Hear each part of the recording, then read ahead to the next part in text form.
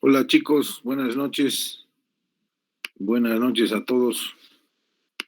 Doctor, buenas noches. Doctor, buenas noches. Hola, hola, hola. Bueno, en respeto a los que han entrado temprano, vamos a comenzar las clases. Falta un montón todavía, más de la mitad. Pero la hora es la hora.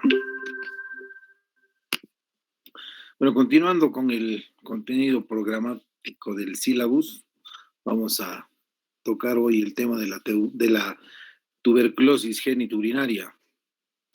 En la época de Fujimori, del año 2000 en adelante, el Perú fue un ejemplo para el mundo en lo que era la lucha y el control de la tuberculosis. Los del programa de tuberculosis, del Programa Nacional de Tuberculosis, en verdad hicieron un gran trabajo y se pasearon el mundo explicando lo exitoso de su trabajo, ¿no? Salió Fujimori, vino Toledo, se desactivó el Programa Nacional de Tuberculosis y hoy por hoy el Perú es uno de los pocos países del mundo que tiene casos de tuberculosis multidrogo resistente y extremadamente resistente, ¿no? Y hemos retrocedido, pero 30 años atrás, no solo sobre el control, sino sobre la lucha de la tuberculosis, ¿no? Y la tuberculosis genitourinaria es un problema tremendo de salud, ¿no? Es un problema muy, muy serio que desgraciadamente no se combate como debiera combatirse y cada vez, desgraciadamente, vemos más y más casos, ¿no? de tuberculosis extrapulmonar, ¿no? Y tenemos casos de extrapulmonares drogoresistentes o extremadamente resistentes, que es un problema muy serio, ¿no? Vamos a vertir ciertos conceptos, ciertas definiciones.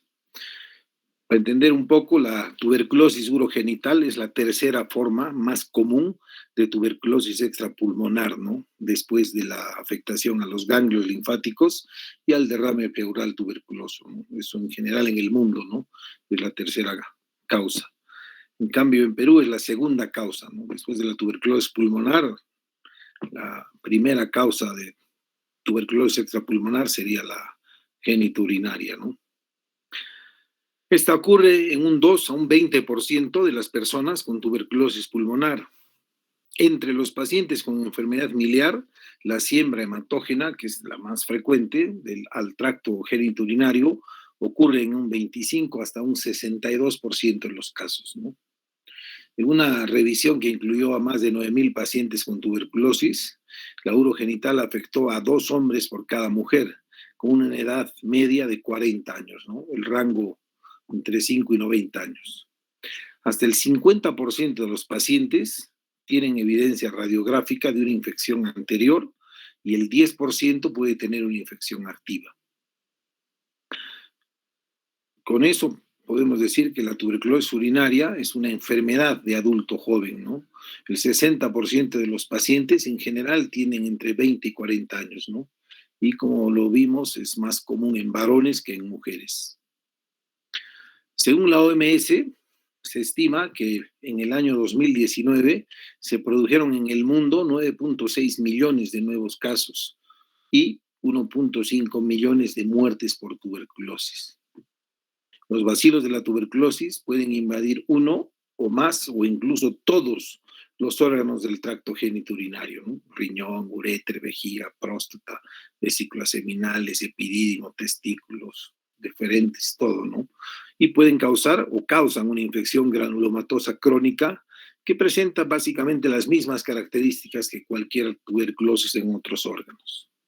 El inicio de esta tuberculosis en el tracto genitourinario en general es insidioso, ¿no? El periodo promedio entre la infección pulmonar que sería el foco primario, y las manifestaciones clínicas de la tuberculosis urogenital aproximadamente es de 22 años, es un tiempo bastante prolongado, ¿no? Con un rango que va o puede oscilar entre 1 a 46 años.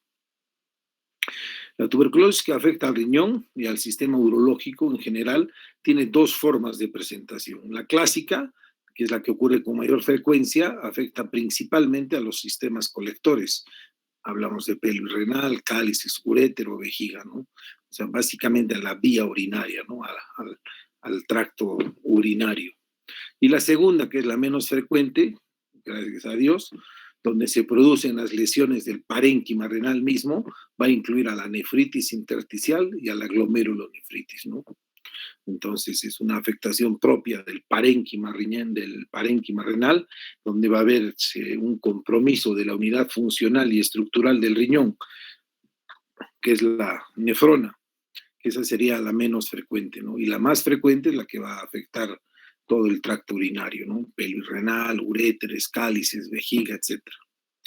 La afectación renal unilateral suele ser siempre la más frecuente, ¿no? Es rara la bilateral.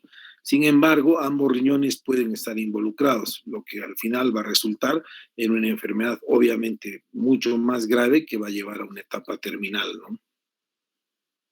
Cuando ocurre tuberculosis renal bilateral, esta, en general, hay tres mecanismos por los que se va a poder ver se pueden ver comprometidas ambas unidades renales, ¿no? Uno, la diseminación hematógena inicialmente afecta a un riñón con diseminación descendente hacia el uréter, del mismo lado obviamente, y a la vejiga, ¿no? Como resultado de la afectación a estos órganos, la fibrosis y la contracción de la vejiga hace que los pacientes desarrollen secundariamente un reflujo vesicureteral, ¿no? Contralateral, obviamente, porque el riñón y el uréter afectado va a dañar el contralateral y ese reflujo va a diseminar de forma retrógrada al riñón sano, ¿no? O inicialmente sano y se produce una afectación de ambos riñones, ¿no? La otra es que hay una diseminación hematógena directa a ambos riñones, ¿no? Esto en general ocurre en pacientes que tienen inmunodeficiencia o hay una tuberculosis miliar, ¿no? Que es una tuberculosis generalizada, como saben bien ustedes, fístulas urinarias, que es bastante poco frecuente, ¿no? Pero puede fistulizarse, dado que es una vejiga retráctil, fibrótica, con poca irrigación, entonces por vecindad a órganos vecinos puede fistulizarse, ¿no? A la vagina, al útero, al colon, al recto, a la próstata, generando diversas fístulas urinarias tuberculosas que en general son de muy difícil manejo, ¿no? En la tuberculosis genital, acá básicamente afecta el tracto genital masculino, ¿no? Incluida la próstata, las vesículas seminales y los conductos deferentes, así como al epidídimo, los epidídimos y los testículos, glándulas de Cooper y el pene, ¿no? Esta se produce básicamente por diseminación hematógena a la próstata y al epidídimo o a través del tracto urinario hacia la próstata con diseminación hacia los conductos eyaculadores, a las vesículas seminales, a los deferentes y al epidídimo, ¿no? En el caso de la mujer es diferente, ¿no? Por lo general ocurre también por diseminación hematógena desde los pulmones y con menos frecuencia es por diseminación linfática desde otros órganos abdominales comprometidos, ¿no? En general, lo primero o lo que más afecta son las trompas de falopio, el endometrio en el útero y los ovarios, ¿no? Pero generalmente respeta el miometrio, ¿no? La tuberculosis primaria del tracto genital femenino puede desarrollarse después de tener relaciones sexuales con un hombre con tuberculosis del pene o del epidídimo o la próstata. Y la transmisión sexual de la tuberculosis de la mujer al hombre no ha sido descrita en la literatura, ¿no? Parece no haber una posibilidad de contagio en el caso que tenga tuberculosis en las trompas o en el útero o en los ovarios, ¿no? Pero sí del hombre a la mujer. Este es un cuadrito que hay que analizarlo con calma en casa. Básicamente muestra los diferentes escenarios epidemiológicos de la tuberculosis de acuerdo al riesgo de transmisión, ¿no? Para esto se hace en base a los puestos de salud, a los hospitales o a los establecimientos o centros de salud, ¿no? Por ejemplo, un escenario 1, que hay un muy alto riesgo de transmisión, es cuando se encuentran 75 más casos de tuberculosis, de todas las formas, ¿no? Por año. Entonces, si en un X centro de salud tenemos 75 más casos de tuberculosis, tanto pulmonar como extrapulmonar, estamos hablando que es una zona o es un escenario de muy alto riesgo, ¿no? Entonces, las tasas de incidencia de la tuberculosis pulmonar, los dispositivos nuevos de 75 más casos por 100.000 habitantes, nos va a dar un escenario de alto riesgo, ¿no? Y así, ¿no? Un escenario de diferentes riesgos, ¿no? Desde mediano o bajo grado, dependerá de la cantidad de casos, ¿no? Nuevos positivos por año o por 100.000 habitantes que se encuentren en un centro epidemiológico, ¿no? Es bastante extensa la literatura que podemos encontrar porque se publica más de lo que se hace, ¿no? Publican y en verdad hay mucha información epidemiológica, pero que hoy por hoy no se está haciendo un muy buen uso, ¿no? Esta información es útil justamente para establecer un programa nacional de lucha y control contra la tuberculosis, ¿no? Y hoy por hoy ha quedado un poco en el abandono, peor con el tema del COVID, ¿no? El COVID lo que ha hecho es agravar los problemas en general, ¿no? De salud pública, que ya de por sí los teníamos bastante abandonados, ¿no? Ahora, en cuanto a la etiología, sabemos, ¿no? El organismo infectante es el Mycobacterium tuberculosis, ¿no? Este llega, como vimos, a los órganos genitourinarios, básicamente por vía hematógena, desde los pulmones, ¿no? En general, el mecanismo es clásico, ¿no? Es cualquier X persona, varón o mujer, que en alguna etapa de su vida, puede ser en la infancia o en la juventud, o sea, se contagia con el bacilo de la tuberculosis, pero su estado inmunológico, bueno, normal, no lo compromete y básicamente termina aislando el foco tuberculoso pulmonar en el mismo pulmón, ¿no? Entonces es un foco primario, ¿no? Y pasan los años, por X motivos se enferma, bajan sus defensas, qué sé yo, tiene algún problema y ese foco primario se activa, ¿no? Y lo que hace es disparar siembras, ¿no? Por la sangre a diferentes órganos, ¿no? En el caso nuestro, el más frecuente, el epidídimo o el riñón, ¿no? Y en las mujeres, las trompas de falopio o el endometrio. Y en otros lugares, ¿no? Pueden ser los vasos linfáticos, un derrame pleural, que sea una tuberculosis intestinal, ocular, a donde quieran, ¿no? Tuberculosis puede haber a cualquier lado, ¿no? En general, el sitio primario rara vez es sintomático o aparente, ¿no? Por eso es que está oculto, ¿no? Y acuérdense, el periodo que podría pasar entre el foco primario y la infección, ¿no?, genitourinaria es bastante amplio, ¿no? En promedio 20 años, ¿no? Pero puede ocurrir entre el primer año hasta 46 años, ¿no? El riñón y posiblemente la próstata son los principales sitios de infección tuberculosa en el tracto genitourinario. Todos los demás órganos genitourinarios se van a ver afectados por el ascenso, ¿no? De la próstata a la vejiga o el descenso del riñón a la vejiga y de la próstata al epidídimo. Los testículos pueden verse afectados por extensión directa también cuando hay una infección del epidídimo, ¿no?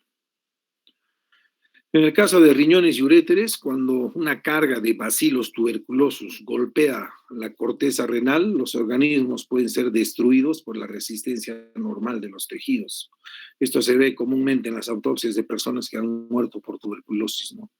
Solo se encuentran cicatrices en los riñones. Sin embargo, si se alojan en el riñón suficientes bacilos y no se logran superar, se va a establecer una infección clínica, ¿no? Obviamente todo dependiendo del sistema inmunológico y las defensas naturales del huésped, ¿no? La tuberculosis del riñón progresa lentamente, ¿no? Dijimos, puede llevar de 15 a 20 años en promedio, pero puede pasar de 1 a 46 años, ¿no? Y va a llegar a destruir un riñón en un paciente que tiene una resistencia, entre comillas, buena o noble contra cualquier infección, ¿no? Por tanto, por regla, no hay dolor renal y poca o ninguna perturbación clínica de ningún tipo hasta que la lesión ha afectado ya los cálices o la pelvis, perdón, o el momento en el que el pus o la piuria y los órganos pueden ser vertidos hacia la orina, ¿no? Entonces ahí ya va a haber una diseminación constante, continua, permanente, ¿no? Desde el riñón hacia los uréteres a la vejiga y de ahí por vecindad a la próstata, ¿no? Solo en esta etapa se manifiestan los síntomas, ¿no? En general de la cistitis. Las infecciones se extienden entonces a la mucosa pélvica y al uréter, en particular a sus extremos superiores y vesicales, ¿no? Esto puede conducir ya a estenosis y a obstrucción, ¿no? Lo que va a condicionar como patogenia propia del riñón y el uréter la hidronefrosis, ¿no? O sea, va a existir una cicatrización retráctil de la pelvis o del uréter y eso va a condicionar que la orina del riñón no baje adecuadamente y empiece a retenerse, a dilatarse, a distenderse, que es lo que se conoce como hidronefrosis, ¿no? Que es la acumulación de orina dentro del riñón, ¿no?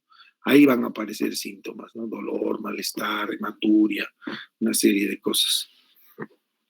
Y a medida que la enfermedad avanza, se produce una ruptura gaseosa del tejido hasta que todo el riñón es reemplazado por un material llamado calcio, ¿no? El calcio puede depositarse en este proceso de reparación y va a dar una especie de pasta blanquecina, ¿no? Que parece manteca o mantequilla un poco más densa, pero bastante blanca, ¿no? De ahí su nombre de calcio, ¿no?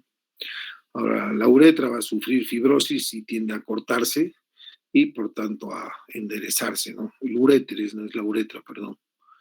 Estos cambios conducen a un orificio ureteral que se va a ver alterado, que es el característico gaping, que es el agujero de golf, ¿no? Típico de una válvula incompetente, ¿no? Por eso es que pierde su mecanismo normal de reflujo o antirreflujo que tiene la unión uretrovesical y la siembra de un riñón infectado puede pasar al otro, ¿no? A medida que se van dañando estos conductos. En la vejiga, la irritabilidad vesical se desarrolla como una manifestación clínica temprana de la enfermedad, ya que la vejiga es bañada por material infectado, ¿no? O sea, el contacto continuo de la orina infectada, llena de bacilos. Acuérdense, los bacilos son tan resistentes que evitan o impiden que otros organismos puedan crecer o pulular ahí, ¿no? Entonces es muy difícil hacer una infección urinaria teniendo tuberculosis. ¿Por qué? Porque el más resistente o el más fuerte ahí es el bacilo, ¿no? Y como está en constante contacto de la mucosa vesical por la orina infectada que está bajando del riñón, entonces va a condicionar a la larga un proceso infeccioso con una irritabilidad bastante extendida de la vejiga, ¿no? Ahora, los tubérculos se forman más tarde, ¿no? Generalmente en la región del orificio ureteral afectado y finalmente se pueden juntar varios y se van a ulcerar, ¿no? Estas úlceras en general condicionan sangrado, de ahí que es característica la presencia de sangre en la orina de un paciente con tuberculosis, ¿no? Ahora, cuando ya existe una afectación grave, la vejiga, todas esas úlceras, todas esas lesiones, todo ese proceso granulomatoso, inflamatorio, intenso que tiene, va a terminar fibrosándose, ¿no? La vejiga se vuelve como un corcho, ¿no? Se contrae y se retrae, ¿no? Y va a llevar, debido a su baja capacidad vesical, a un incremento marcado de la frecuencia miccional, ¿no? El paciente orina cada 5, 10, cada 15 minutos, ¿no? No tiene vida, ¿no? Es más, a veces parece incontinente porque orina cada 5, 10, 15 minutos, ¿no? Y la retracción es tal, por eso se conoce como un dedal, ¿no? Porque llega a ser, no les exagero, vejigas del tamaño de la moneda de un sol, ¿no? Entonces, una vejiga que su capacidad no llega ni a 20 ml, entonces el paciente va a estar orinando cada 5 o 10 minutos, ¿no? Eso va a condicionar también la fibrosis misma y el daño y la irritación crónica de la mucosa vesical al daño, ¿no? De este sistema antirreflujo y va a terminar afectando a ambos riñones, ¿no? Ahora, si la afectación renal contralateral se produce más tarde, probablemente se trate también de una infección hematógena separada, ¿no? Dependiendo del tiempo o del tipo de vejiga y de la carga bacteriana también o del bacilo va a condicionar ambas cosas, ¿no? Ahora, el paso de la orina infectada a través de la uretra prostática conduce finalmente a la invasión de la próstata, ¿no? De una o ambas vesículas seminales, ¿no? No hay en general dolor local o manifestaciones, ¿no? Más de una vez en adenomectomías prostáticas por hiperplasia benigna de próstata se hemos operado, hemos sacado la próstata, hemos mandado a patología y ahí nos sale, ¿no? El estudio patológico que hay granulomas, ¿cómo se llama? Cambios anatomopatológicos característicos de la tuberculosis, ¿no? Entonces, muchas veces son completamente asintomáticas, ¿no? Ahora, en ocasiones la lesión hematógena primaria también del tracto genitourinario se puede encontrar en la próstata, ¿no? La próstata es un órgano hipervascularizado, entonces si hay focos activos de tuberculosis en la próstata, es esta la encargada de mandar émbolos, ¿no? De bacilos y contagiar otros órganos, ¿no? La infección prostática también puede ascender a la vejiga, ¿no? O puede descender al epidídimo, ¿no? Es más frecuente esta presentación, ¿no? Que el paciente refiera a cuadros repetitivos de orquioepidimitis o de epididimitis, ¿no? Entonces uno va tratando como cualquier proceso infeccioso bacteriano y uno no responde, ¿no? Entonces, cuando hay una no respuesta a tratamientos convencionales con cultivo y todo negativo, pero con alta sospecha de proceso infeccioso, hay que pensar en tuberculosis, ¿no? Este cuadro básicamente explica un poco, ¿no? La patogénesis de la tuberculosis en el tracto urinario, ¿no? Entonces, acuérdense dos formas, ¿no? La más frecuente, que es la afectación de los cálices, de la pelvis, del uréter y la vejiga, ¿no? Y la menos frecuente, la nefritis, ¿no? Que es la afectación propia ya del parénquima renal o de los glomérulos, ¿no? Que es la menos frecuente. Entonces, una infección renal va a conducir a una retracción fibrótica del uréter. En general son uréteres arrosariados, ¿no? Parecen esos rosarios de la Iglesia Católica, ¿no? Entonces son múltiples zonas de estenosis con zonas de engrosamiento, ¿no? Eso va a llegar a la vejiga se va a ver dañada, va a haber daño de los orificios o de los meatos, se altera el mecanismo antirreflujo y puede subir al otro riñón o por vía hematógena también puede pasar al otro riñón, ¿no? Entonces, la infección de la vejiga puede condicionar el reflujo y daño superior o infectar la próstata, ¿no? Y si infecta la próstata, acuérdense, la próstata es atravesada por los conductos eyaculadores que van a comunicar con las vesículas seminales y a la vez las vesículas seminales se comunican con el conducto deferente y de este al epidídimo y el epidídimo al testículo, ¿no? Entonces, todo un tema, ¿no? De ascenso y descenso. Ahora, en el riñón, la patología característica es que es el aspecto grueso del riñón con tuberculosis medianamente avanzada, suele ser normal en su superficie exterior, ¿no? Aunque el riñón suele estar en general rodeado de una marcada perinefritis, ¿no? Hay una reacción inflamatoria local que incluso es característica, ¿no? De una imagen tomográfica o de un estudio ecográfico hecho con detalle, ¿no? Ahora, sin embargo, hay una protuberancia suave y amarillenta de tamaño local. En la sección, sobre todo, se observa que las zonas afectadas suelen estar llenas, ¿no? De material quebradizo tipo queso, ¿no? Que es el caso famoso. Es evidente ya la destrucción generalizada del parénquima, ¿no? Entonces va a ver como si fuese un riñón, como si le hubieran metido unos balazos, ¿no? Unos huecos, ¿no? Y esos huecos están rellenos de un tejido así tipo queso, ¿no? Blanquecino, bastante denso, ¿no? Que es el calcio. Ahora, el resto de tejido, por lo demás, puede estar normal, ¿no? Suelen verse pequeños abscesos o microabscesos, ¿no?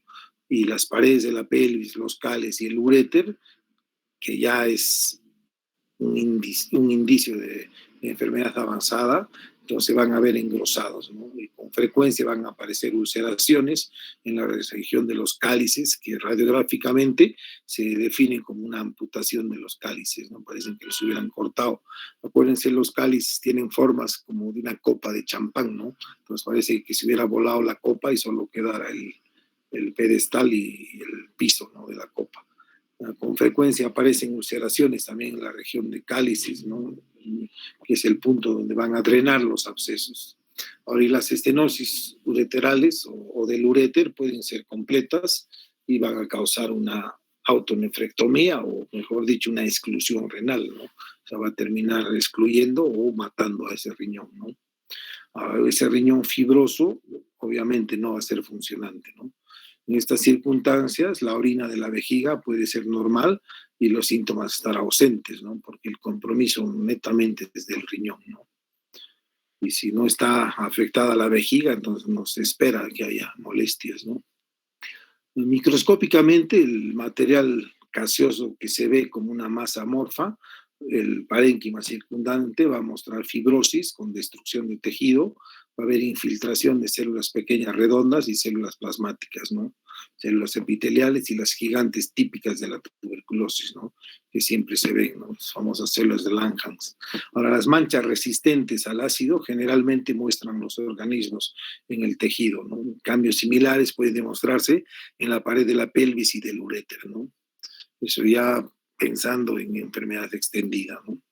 Ahora, tanto en el riñón como en el uréter, la calcificación es común, puede ser macroscópica o microscópica, ¿no? Este es un hallazgo muy subjetivo, muy común, muy sugerente de tuberculosis, ¿no? Ahora, también se puede observar, ¿no? En infecciones biliares, pero es más característico del riñón, ¿no? Ahora, los cálculos renales secundarios se producen en el 10% de los pacientes, ¿no? En el estado más avanzado de la tuberculosis renal, el parénquima suele ser completamente reemplazado por esta sustancia gaseosa o tejido fibroso, ¿no? Entonces, lo que puede condicionar a que se desarrolle un absceso perinefrítico, ¿no? No es muy frecuente esto, ¿no? Es la misma cápsula del riñón, que es bastante resistente, que en general contiene el problema tuberculoso, ¿no? Pero a la vez va a condicionar una respuesta inflamatoria que va a llevar a una fibrosis y va a hacer del riñón un tejido no funcionante o excluido, ¿no? Esa es una imagen característica, ¿no? Ecográfica de una tuberculosis renal, ¿no? Es cada vez un parénquima más adelgazado, más irregulado, con ciertas áreas anecoicas y con zonas localizadas de hidronefrosis, ¿no? Cáliz superior, medio, inferior y pelvis renal dilatada, ¿no?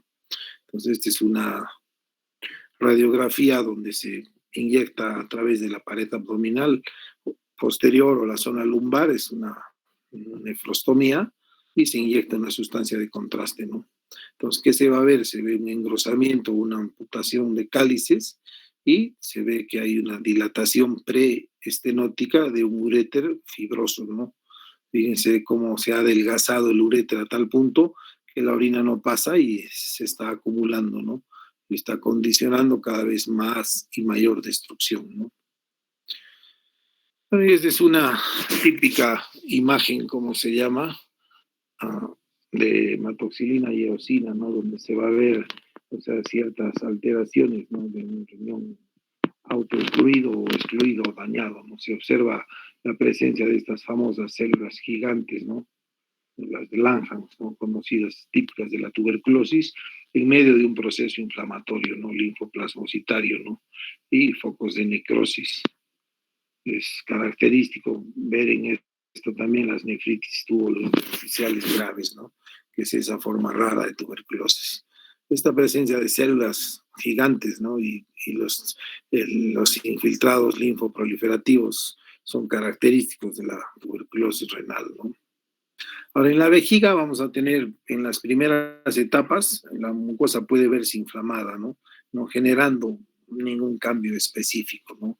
En general, la vejiga o la mucosa es noble y es bastante resistente a la invasión de cualquier germen, ¿no? Aún del de la tuberculosis, ¿no? Pero más tarde se van a formar, o sea, tubérculos y se pueden ver fácilmente por vía endoscópica, ¿no? Nódulos elevados, blanco-amarillentos, rodeados de un halo hipervascularizado o hiperemia reactiva, ¿no? Ahora, la fibrosis mural y la contractura vesical severa ya va a ocurrir más adelante, ¿no? Cuando el proceso inflamatorio supera la mucosa y afecta la muscular propiamente dicha, ¿no? Va a condicionar reflujo, mayor daño hacia los uréteres y en general va a llevar a vejigas de baja capacidad o una compliance reducida, ¿no? Acuérdense, la vejiga tiene una capacidad de acomodación, ¿no? A medida que va aumentando el volumen dentro de la vejiga, aumenta la presión vesical, pero llega a un punto que la vejiga permite acomodar cada vez más orina, modificándose menos su presión vesical, ¿no? pero si se ve superada esta capacidad, entonces la presión vesical aumenta tanto y va a generar un deseo miccional imperioso que va a condicionar a que el paciente orine a cada rato, ¿no? Por baja capacidad o por poca compliance, ¿no? Microscópicamente podemos ver nódulos tuberculosos típicos, ¿no? Que pueden descomponerse y formar úlceras profundas y pequeños desgarros, ¿no? Y eso va a llevar a una cicatrización mayor y a mayor fibrosis, y a mayor fibrosis, mayor retracción del tejido, ¿no? En estos casos ya la vejiga es bastante irritada, ¿no? Entonces, y esa irritación se va a traducir en signos y síntomas irritativos, ¿no? Urgencia miccional, disuria, incremento de la frecuencia, incontinencia, etcétera, ¿no? Ahora, con la curación también se va a desarrollar una fibrosis, ¿no? Que afecta más todavía la pared muscular, ¿no? Eso pasa mucho, ¿no? O sea, tenemos una vejiga ya de mediana capacidad, fibrótica, reducida, y cuando les damos el tratamiento que tienen que tomarlo por el lapso de 10 meses o 12 meses, mejor si es 2 años, eso vamos a verlo más adelante. El programa nacional contempla un tratamiento de 10 meses, ¿no? Para la tuberculosis genitourinaria.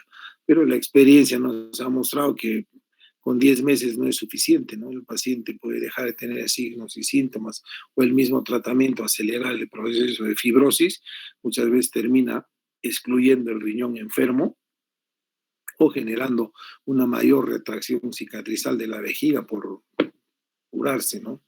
Pero la recidiva es pronta o es temprana a veces, o el paciente sigue dando cultivos positivos, ¿no? Que pueden ser tomados en cuenta como fracaso del tratamiento si es que el paciente no está tomando como tendría que tomar, o sabemos que si toma bien, cumple bien sus tratamientos, no basta, ¿no? Los 10 meses que se suele dar, y en general siempre se recomienda de acuerdo a los diferentes cambios endoscópicos o tomográficos o de evaluación o bacteriológicos, ¿no? Con cultivos, becas de orina seriados, etcétera, la necesidad de seguir dándole un tiempo más, ¿no? Que en general lo ideal es 2 años, ¿no? Ahora, en próstata y vesículas seminales, en general, la superficie exterior de estos órganos puede mostrar nódulos y áreas de induración por fibrosis, ¿no? Muchas veces al tacto uno se puede dar cuenta, ¿no? Se toca y dice una próstata no dura, pétrea, ¿no? Característica nodular del cáncer de próstata, ¿no? Entonces, en un paciente más joven, con antecedentes de infección pulmonar o haber tenido tuberculosis y teniendo o no mucha sintomatología prostática, entonces se puede al tacto encontrar lesiones, ¿no? Que pueden condicionar la sospecha y tratar de demostrar eso, ¿no? Ahora, las áreas de necrosis son comunes, ¿no? En casos raros, la curación puede terminar también en calcificación, ¿no? Es bastante frecuente encontrar calcificaciones en la próstata, ¿no? La mayoría son atribuibles a infecciones bacterianas o a procesos inflamatorios crónicos, ¿no? Pero algunas pueden ser tuberculosas, ¿no? O sea, no toda calcificación en próstata va a ser tuberculosis. En general es más por procesos inflamatorios crónicos o bacterianos crónicos anteriores, ¿no? Pero en algunas puede ser tuberculoso. Ahora, las grandes calcificaciones en la próstata deben sugerir la participación de los tubérculos, ¿no? Pues en estos casos sí, ¿no? En general se ven pequeñas calcificaciones o múltiples calcificaciones, ¿no? Pero si encontramos calcificaciones groseras, grandes en la próstata, ahí sí es más característico de tuberculosis que de cualquier otra infección, ¿no? Ahora, en los testículos, el epidídimo, el cordón espermático, estos órganos no están exentos también de sufrir una invasión, ¿no? De los bacilos. Entonces suelen estar a veces afectados, ¿no? Suelen verse gruesos, hinchados o fusiformes, ¿no? Presentan tubérculos, es ese aspecto arrosariado que le da, ¿no? En casos crónicos se describen característicamente como avalorios, ¿no? Que es básicamente arrosariado, ¿no? El epidídimo se puede tocar así como multinodular, ¿no? Como si fuese un rosario, ¿no? Se ve a veces agrandado el epidídimo, bastante firme, suele estar separado de los testículos, aunque en ocasiones adherido a ellos si es que hay una infección local del testículo, ¿no? Microscópicamente se van a ver los típicos cambios de toda tuberculosis, ¿no? Con una degeneración tubular que puede ser marcada, ¿no? Dependiendo de la extensión de la enfermedad, ¿no? Y la fibrosis sobre todo. Ahora, el testículo rara vez se ve afectado, excepto por extensión directa de un absceso del epidídimo, ¿no? Acuérdense las úlceras o las fístulas, perdón, escrotales, cuando están comunicadas con el epidídimo, son características de la tuberculosis, ¿no? Pues cualquier paciente que encontremos con una fístula escrotal que comunica al epidídimo es patognomónico de la tuberculosis, ¿no? Del epidídimo. No hay otras causas, ¿no? De fístulas más que la tuberculosis en esa zona, ¿no? Ahora, en el tracto genital femenino, o sea, en general, suele ser transportado el bacilo al torrente circulatorio, por el torrente circulatorio a través de la sangre, ¿no? Rara vez es resultado de contacto sexual con un varón, ¿no? Dijimos, ¿no? Que un paciente con tuberculosis en el pene o tuberculosis en la próstata puede condicionar una siembra bacteriana hacia la mujer, ¿no? Acuérdense, eso lo hemos dicho, ¿no? En algún momento, el semen está compuesto básicamente por líquido prostático, ¿no? El 80% del semen es líquido prostático, el 15% es líquido seminal y solamente el 5% es la masa espermatocítica, ¿no? Entonces, si hay una afectación de las vesículas seminales o de la próstata, entonces con el eyaculado van a salir estos, ¿no? Y también van a poder producir una infección genital femenina, ¿no? Ahora, la infección urinaria y genital asociada en las mujeres oscila entre 1 a un 10%, ¿no? Las trompas uterinas suelen ser las más afectadas, ¿no? Y acuérdense, estas van a condicionar infertilidad, ¿no? Ahora, otras presentaciones incluyen la endometritis, masas anexiales localizadas, generalmente bilaterales, ¿no? O la cervicitis tuberculosa, pero las lesiones granulomatosas del canal vaginal y la vulva son poco frecuentes, ¿no? Más las trompas, los anexos y el endometrio, ¿no? Lo que dijimos. Ahora, ¿cuáles serían los hallazgos clínicos, no? Esto obviamente va a depender de dónde ha sido impactada o dónde ha sido golpeado, ¿no? El tracto genitourinario, ¿no? Hay varias situaciones, ¿no? La cistitis crónica, por ejemplo, que se niega a responder a un tratamiento adecuado, entonces en alguna medida nos puede hacer pensar que sea un paciente con tuberculosis, ¿no? Acá nos ayudan mucho los cultivos, ¿no? En general, muchos de estos pacientes con cistitis crónica, con sintomatología de cistitis crónica, o sea, una manera rápida de pensar que no es un tema infeccioso, es que los cultivos sean siempre negativos, ¿no? Entonces hay que pensar en cuadros de cistitis tipo cistitis intersticial, fibrosa, hay un montón de cistitis que no sean bacterianas, ¿no? Pero ahí nos obliga a pensar también la ausencia de gérmenes convencionales, que haya una tuberculosis, ¿no? Una tuberculosis. Ahora, hallazgos de piuria estéril, ¿no? Es bastante frecuente, ¿no? Hematuria macro o microscópica, ¿no? Un epidídimo agrandado, ¿no? No sensible a rosariado o engrosado, ¿no? En general, la epidimitis, cuando es bacteriana, es bastante dolorosa, ¿no? Tú le tocas y el paciente salta, ¿no? También la tuberculosis está grueso, duro, irregular, arrosariado y en general no es sensible, ¿no? O sea, tú le aprietas y no, llama la atención que no le duela, ¿no? Ahora, y el drenaje crónico del seno escrotal, que es la fístula escrotal, es la forma más característica, ¿no? Como hallazgo clínico, ¿no? Para sospechar de una tuberculosis del epidídimo, ¿no? Y las induraciones o nodulaciones de la próstata, ¿no? Y un engrosamiento de una o ambas vesículas seminales, generalmente en pacientes jóvenes, nos van a hacer sospechar de tuberculosis. Y algo que es tremendamente importante es un historial de tuberculosis presente o pasado en cualquier otra parte del cuerpo, o sea, debe obligar al médico a pensar que puede haber una tuberculosis en el tracto genitourinario si es que presenta signos y síntomas, ¿no? Como hematuria, piuria, estéril, etcétera, etcétera, etcétera, ¿no? Entonces, el historial de tuberculosis antiguo o presente es siempre importante, ¿no? Esto es una cosa que se cumple así como como regla, ¿no? O sea, el típico tuberculoso es el tuberculoso indigente o mendigo, flaquito, mal comido, abandonado, desnutrido, que vive hacinado, ¿no?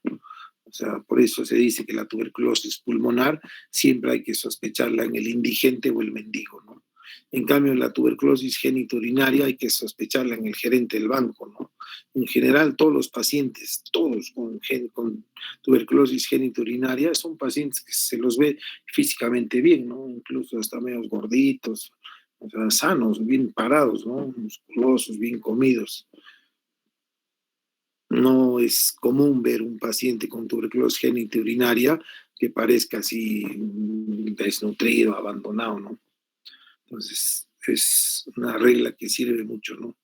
Siempre acuérdense, la tuberculosis genitourinaria, sospéchenla en el gerente del banco, no en un mendigo, ¿no? En general, es un paciente sano, ¿no? Que ha tenido su foco primario en alguna etapa de su vida y después se ha activado y ya lo ha agarrado bien comido, bien papeado, pero ha terminado con una tuberculosis, ¿no?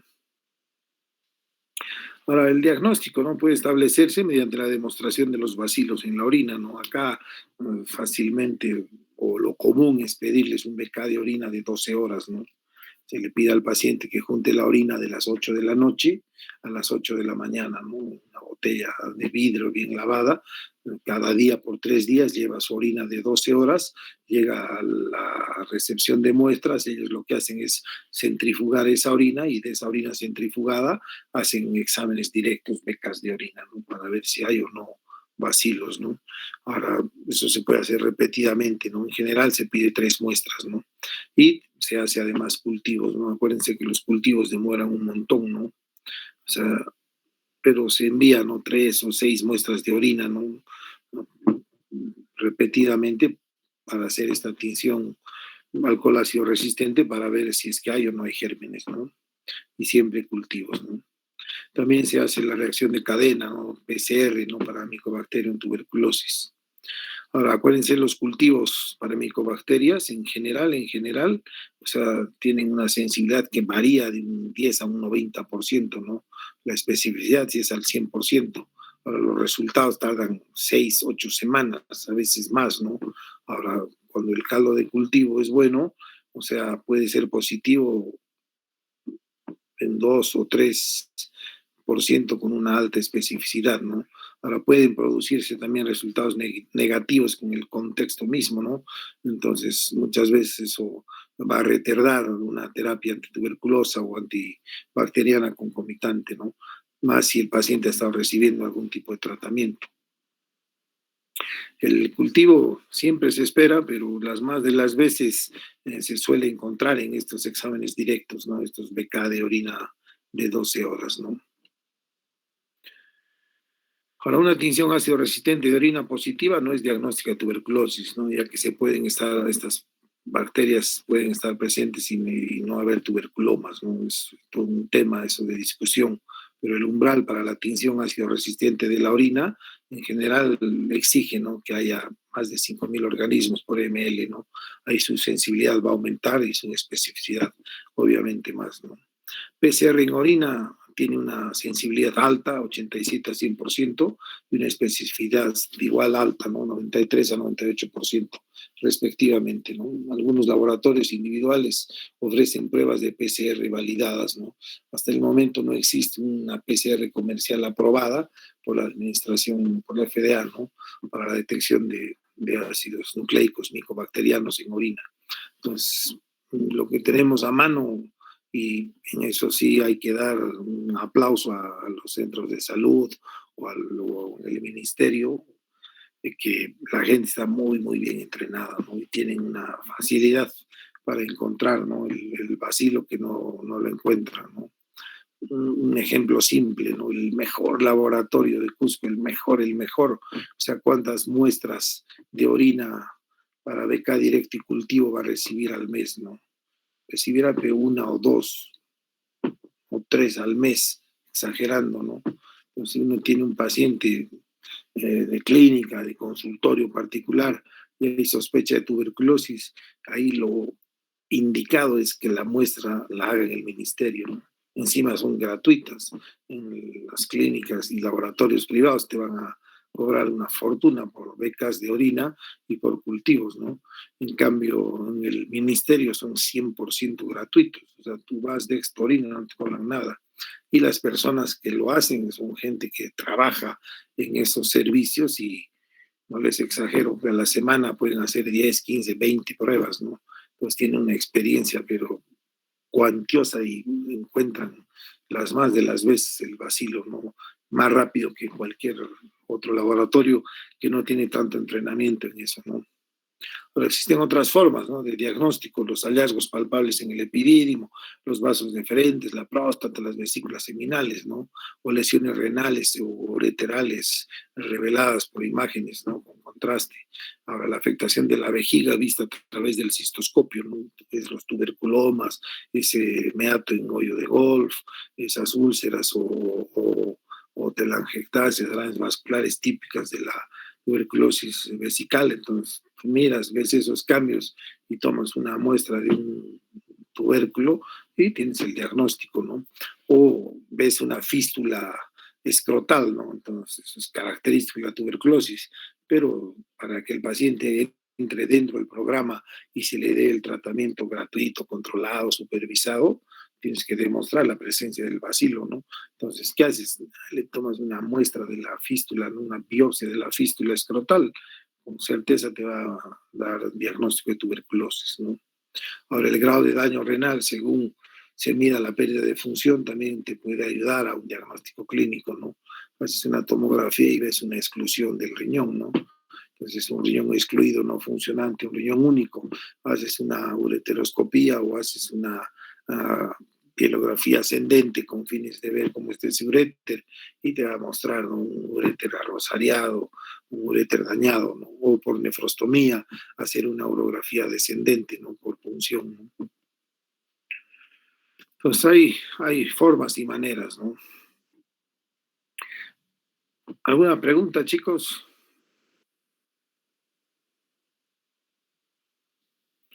¿Están ahí o están durmiendo? Sí estamos, doctor. A ver, ¿quién me dice las dos formas de presentación de la tuberculosis en el riñón? Una clásica era y la otra menos frecuente.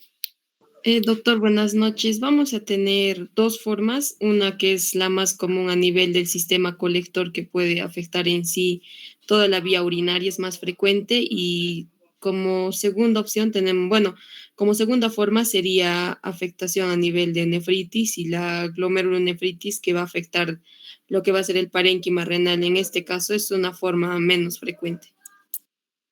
Exacto. Muy bien, Alejandra. Ahora, en los síntomas, o sea, no hay un cuadro clínico clásico de tuberculosis renal, ¿no? Hablando del riñón. O sea, la mayoría de los síntomas de esta enfermedad, incluso en la etapa más avanzada, van a ser ya de origen vesical, ¿no? Cuando la enfermedad renal ha comprometido el uréter y la vejiga, y ahí recién el paciente puede acusar síntomas, ¿no? En alguna medida es una enfermedad silenciosa, ¿no? Puede haber malestar vago, fatiga, fiebre de bajo grado en las tardes, sudoración nocturna y una que otra queja inespecífica, ¿no?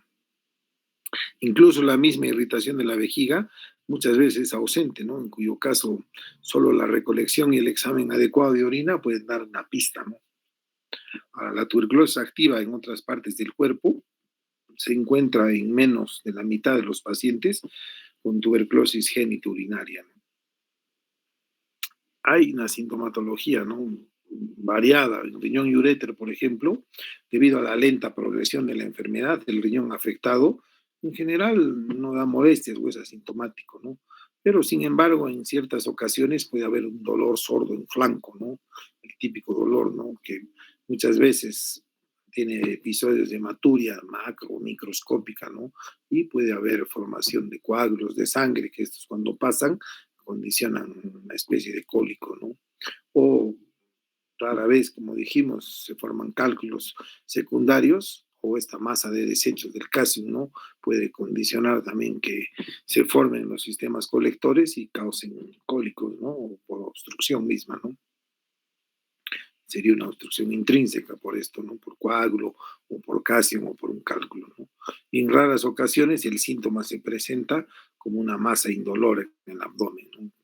Es un riñón mastic, se conoce, ¿no? Es un riñonazo grande lleno de calcio, es un riñón excluido que está lleno, ¿no? De este material de destrucción, ¿no? Del parénquima renal que va a condicionar que la masa renal crezca, ¿no? Pues a veces es una masa grande, indolora, ¿no? Que es muchas veces, ¿cómo se llama? Característico, ¿no? Ahora, en vejiga los primeros síntomas de la tuberculosis, o sea, pueden ya sugerir un compromiso, ¿no? Vesical secundario. O sea, el paciente ya tiene disuria, aumenta la frecuencia miccional, igual que la nicturia, ¿no? Orina 4, 5, 6, 7 veces, ¿no? Dependiendo, ¿no? Cuanto más pequeña, más fibrótica, más retraída la vejiga, mayor frecuencia miccional va a tener porque hay una baja compliance, ¿no? Ahora, ocasionalmente se encuentra hematuria y es de origen renal o vesical, ¿no? A veces, particularmente en una etapa tardía de la enfermedad, esta irritación de la vejiga puede llegar a ser extrema, ¿no? Claro, eso ya se debe a más retracción, a más fibrosis, ¿no? Ahora, y si hay ulceraciones, o sea, puede haber un dolor, ¿no? Suprapúbico intenso, sobre todo si la vejiga se llena, ¿no? Es el típico dolor vesical, que es una especie de, se conoce como cistalgia, ¿no? Es un dolor pélvico, básicamente, ¿no? En el tracto genital, la tuberculosis de la próstata y las vesículas seminales en general es asintomático, no va a causar ningún síntoma, ¿no? Ahora, la primera pista de la presencia de una infección tuberculosa en estos órganos es en general la aparición de una epididimitis tuberculosa, ¿no? Que esa es la verdad, ¿no? Muchos pacientes, por ejemplo, como les dije, operados de próstata y en la biopsia sale, ¿cómo se llama? Positiva para tuberculosis. Entonces uno les pregunta, ¿no? Si alguna vez han tenido problemas en los testículos y muchos tienen historia de epididimitis, ¿no? Sí, a mí se me solía hinchar hace años, así en forma ocasional, ¿no? Aparece hinchaba, se deshinchaba, ¿no? Ese antecedente de epididimitis crónica puede ser un aviso, ¿no? De tuberculosis en la próstata. Ahora, la tuberculosis del epidídimo en sí suele presentarse con hinchazón menor o ligeramente dolorosa, ¿no? Eso llama la atención. Todas las epididimitis bacterianas o no bacterianas, que las más de las veces son por traumatismos, tienen esa característica, ¿no? Es siempre doloroso, tremendamente doloroso, ¿no? Siempre decimos, los urólogos, la zona más sensible del escroto o del contenido escrotal es el epidídimo, ¿no? Mucho más sensible que el testículo, ¿no? Pues llama la atención cuando está grueso, arrosariado, que tú lo toques, lo apretes y no le duela, hay que sospechar, ¿no? Ahora un absceso puede drenar espontáneamente, ¿no? A través de la pared escrotal, es lo que se conoce como fístula tuberculosa, ¿no? Y eso es tuberculosis hasta que no demostremos lo contrario, ¿no? En raros casos el inicio es agudo y puede simular una epididimitis aguda o inespecífica, ¿no? Pero lo característico es eso, ¿no? Que tengan así una sensación de agrandamiento, de pesadez, no dolor propiamente dicho, ¿no? Y a veces consultan por esterilidad, ¿no? Pacientes no pueden tener hijos y uno se encuentra con unos epidídimos gruesos, arrosariados, típicos de la tuberculosis, ¿no? Ahora, respecto a los signos, ¿no? Se pueden encontrar pruebas de tuberculosis extragenital, ¿no? En pulmones, huesos, ganglios linfáticos, amígdalas, intestinos, ¿no? Y también en el riñón, ¿no?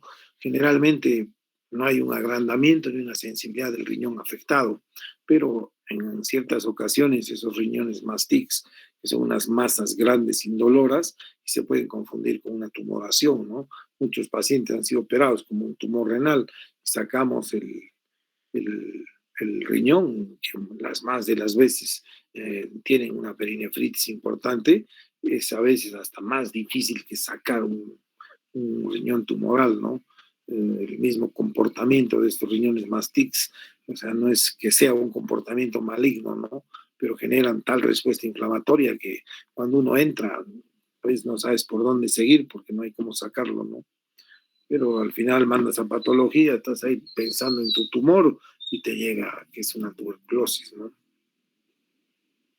En los genitales externos, ya lo dijimos, ¿no? En general se encuentran epidimos gruesos, engrosados, no dolorosos o no sensibles, ¿no? O muy ligeramente sensibles, ¿no? Ya de tanto apretarlo puede doler cualquier cosa, ¿no?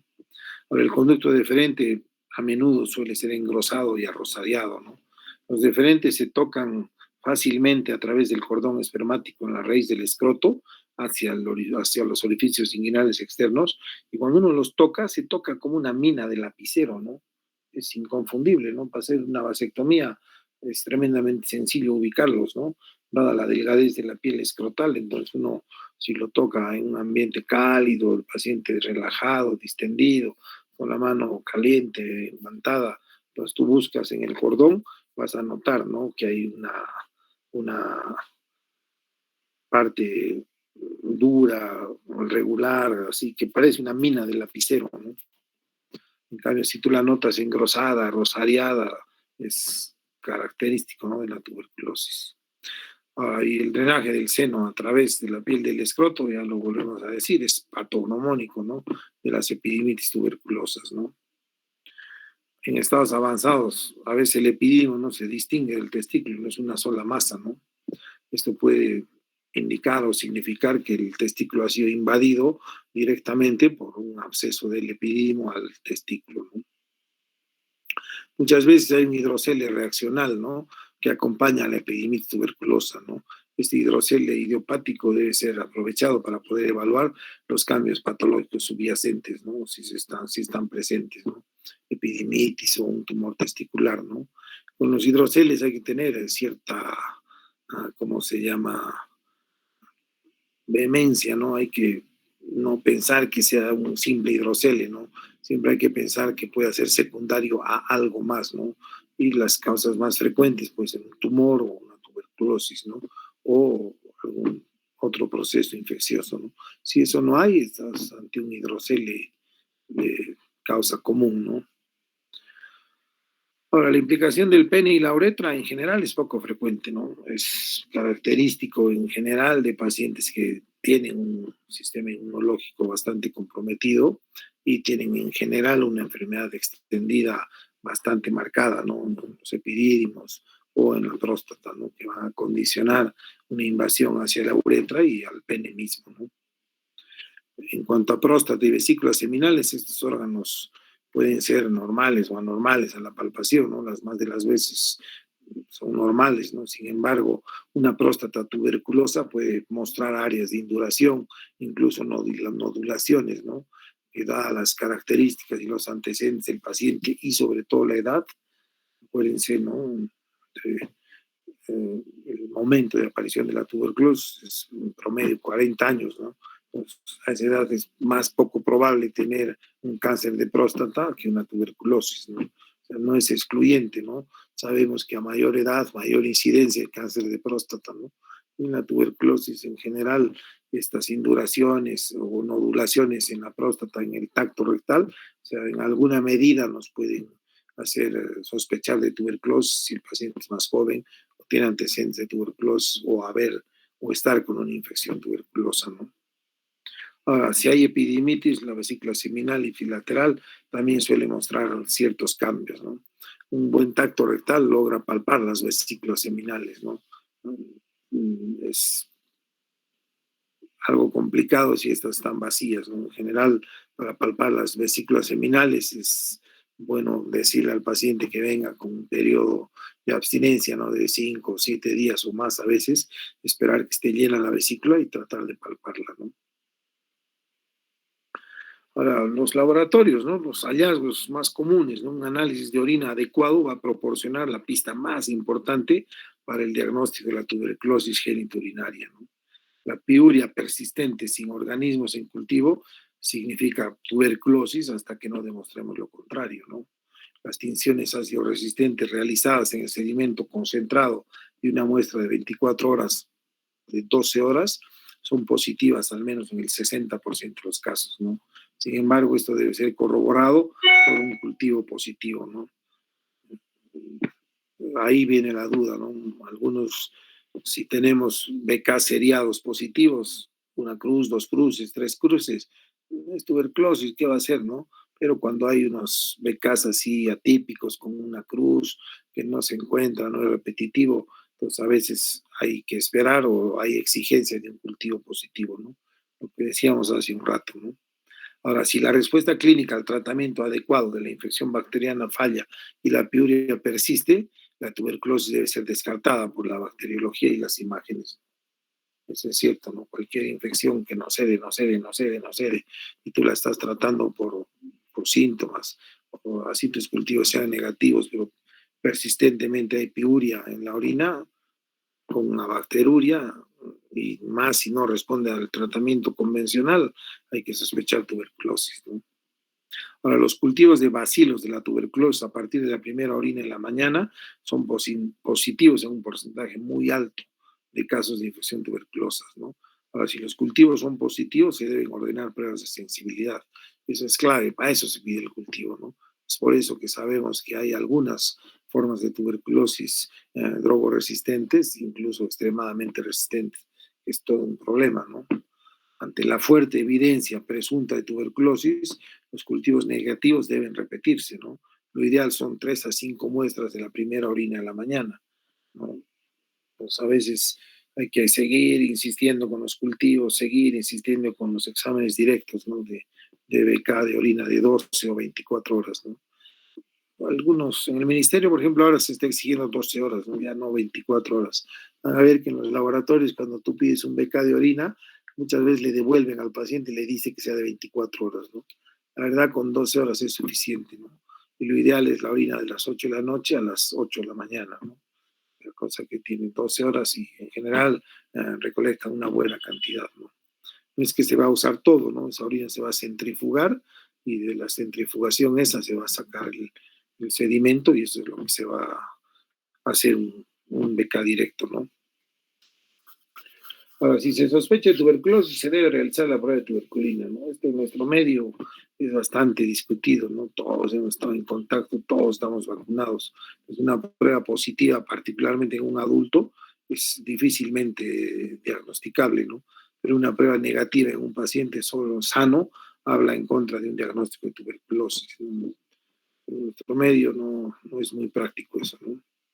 Esta es la famosa tríade colombino, ¿no? De la tuberculosis urogenital, ¿no? Característica al examen de orina, ¿no? Esto es toda la vida es pregunta de examen en infectología, en bacteriología, en urología, en todo lado, ¿no? Que es que saberlo como el Padre Nuestro, ¿no? Un pH ácido, ¿no? Un tira reactiva de orina, piuria, ¿no? Presencia de leucocitos al examen directo y a bacteruria sin gérmenes demostrables al cultivo convencional. Yo le agregaría hematuria más ahí, es característico, ¿no? De una orina altamente sospechosa de tuberculosis, ¿no? Recordar, ¿no? En el hombre, el más común, la tuberculosis del epidídimo, en mujeres la trompa de falopio, ¿no? Entonces de ahí que el examen de orina muchas veces nos puede salir cualquier cosa, ¿no? Más si estos dos órganos afectados en general no tienen mayor incidencia con la orina, ¿no? Pero una orina con pH ácido, con piuria y bacteruria, más hematuria o microhematuria es característico de tuberculosis, ¿no? A ver, en radiología sí, ¿no? Ahí ya podemos extendernos horas de horas si queremos describir las diferentes formas o modos de presentación que se pueden encontrar dependiendo del grado de afectación, del número de órganos afectados y sobre todo, o sea, cuando ya hay un daño estructural, ¿no? A las diferentes partes del aparato génito urinario, ¿no? Urinario básicamente, ¿no? Una placa simple de abdomen o el rayo X simple de árbol urinario, ¿no? Puede mostrar así rápidamente un agrandamiento del riñón o la obliteración de las sombras renales y del psoas debido a un absceso perinefrítico, ¿no? La presencia de calcificaciones puntuales en el parénquima renal pueden deberse a tuberculosis, ¿no? Los cálculos renales, ¿no? Un 10% eso no nos ayuda mucho pueden observarse calcificaciones del uréter, ¿no? Que es poco frecuente, pero si usamos contraste, ahí podemos encontrar, ¿no? Hidronefrosis, uréteres engrosados, fibróticos, arrosariados, riñones dilatados, vejigas retraídas, etcétera, etcétera, ¿no? El urograma excretor sí va a ayudar, ¿no? En gran medida, porque acuérdense, la utilización de contrastes no hace otra cosa que aumentar la densidad de los diferentes tejidos. En este caso, el urograma excretor es una prueba en la cual se va a inyectar una sustancia de contraste que va a ser absorbida y eliminada por el riñón, ¿no? Entonces nos va a permitir una fase nefrográfica, que es en la cual capta el riñón, el contraste, y lo realza, y nos puede mostrar ciertos cambios, ¿no? Y una vez que lo elimina el contraste del riñón, o sea, luego de la fase nefrográfica viene la fase de excreción, ¿no? Cuando ya elimina el contraste, entonces nos va a permitir ver los cálices, la pelvis, el uréter y la vejiga, ¿no? Y además sabemos que la administración de contraste por vía endovenosa también nos ayuda a medir la función de cada unidad renal por separada, ¿no? Pues una exclusión renal nos puede dar un diagnóstico de tuberculosis rápido, ¿no? En el caso que haya otras sospechas más, ¿no? Los cambios típicos, ¿no? En urograma incluyen esa apariencia apolillada de los cálices ulcerados, ¿no? Involucrados, y lo que les decía, esa típica amputación de cálices, ¿no? O la obliteración de uno o más cálices, la dilatación de los cálices debido a estenosis ureteral, ¿no? Por fibrosis, ¿no? En los enlaces de los abscesos que se conectan con los cálices, podemos ver zonas de estenosis ureterales únicas o múltiples, con dilatación secundaria, con acortamiento y por lo tanto enderezamiento o del uréter, ¿no? Se ve un uréter, perdón, rígido, que parece un palito, ¿no? Una cañita o un tejedor, ¿no? Ahora, en ausencia de función renal debido ya a una oclusión ureteral completa y a una destrucción del parénquima renal, lo que vamos a tener es una exclusión renal, o lo que se conoce como una autonefrectomía, ¿no? En tomografía también, ¿no? Se van a encontrar calcificaciones, contracciones, cicatrices renales, de las zonas de estenosis ureterales, imágenes calcáreas, ¿no? Que sugieren tuberculosis genitourinaria. Con contraste va a ser más sensible aún, ¿no? Las calcificaciones y los cambios anatómicos característicos, ¿no? El ultrasonido tiene la ventaja de ser de bajo costo y poco invasivo, puede sugerir, ¿no? La presencia de una hidronefrosis, ¿no? Con ciertas características o ciertos cambios o irregularidades en el parénquima por ecografía y una respuesta perinefrítica. Un ecografista con experiencia nos puede ayudar, ¿no? Estas son imágenes clásicas, ¿no? La de arriba a la izquierda es un urograma, ¿no? Que muestra esos cálices amputados, ¿no? Si se fijan, o sea, se ve la pelvis renal y los palitos, ¿no? De los cálices, pero las copas, los cálices colectores propiamente dicho, parecen que los hubieran cortado y están desaparecidos, ¿no? Ahora hay ciertas calcificaciones, ¿no? En cálices superiores, en el uréter, en superior derecho, ¿no? Y está algo recto y dilatado, ¿no? Si se fijan, acá el uréter tendría esta imagen, ¿no? Casi curva, ¿no? O sea, sale así y da la vuelta y sigue, ¿no? En cambio acá se ve un uréter recto, ¿no? Entonces es un típico uréter retraído, fibrótico, por eso se ve así recto, ¿no? En general el uréter se ve algo curvilíneo, ¿no?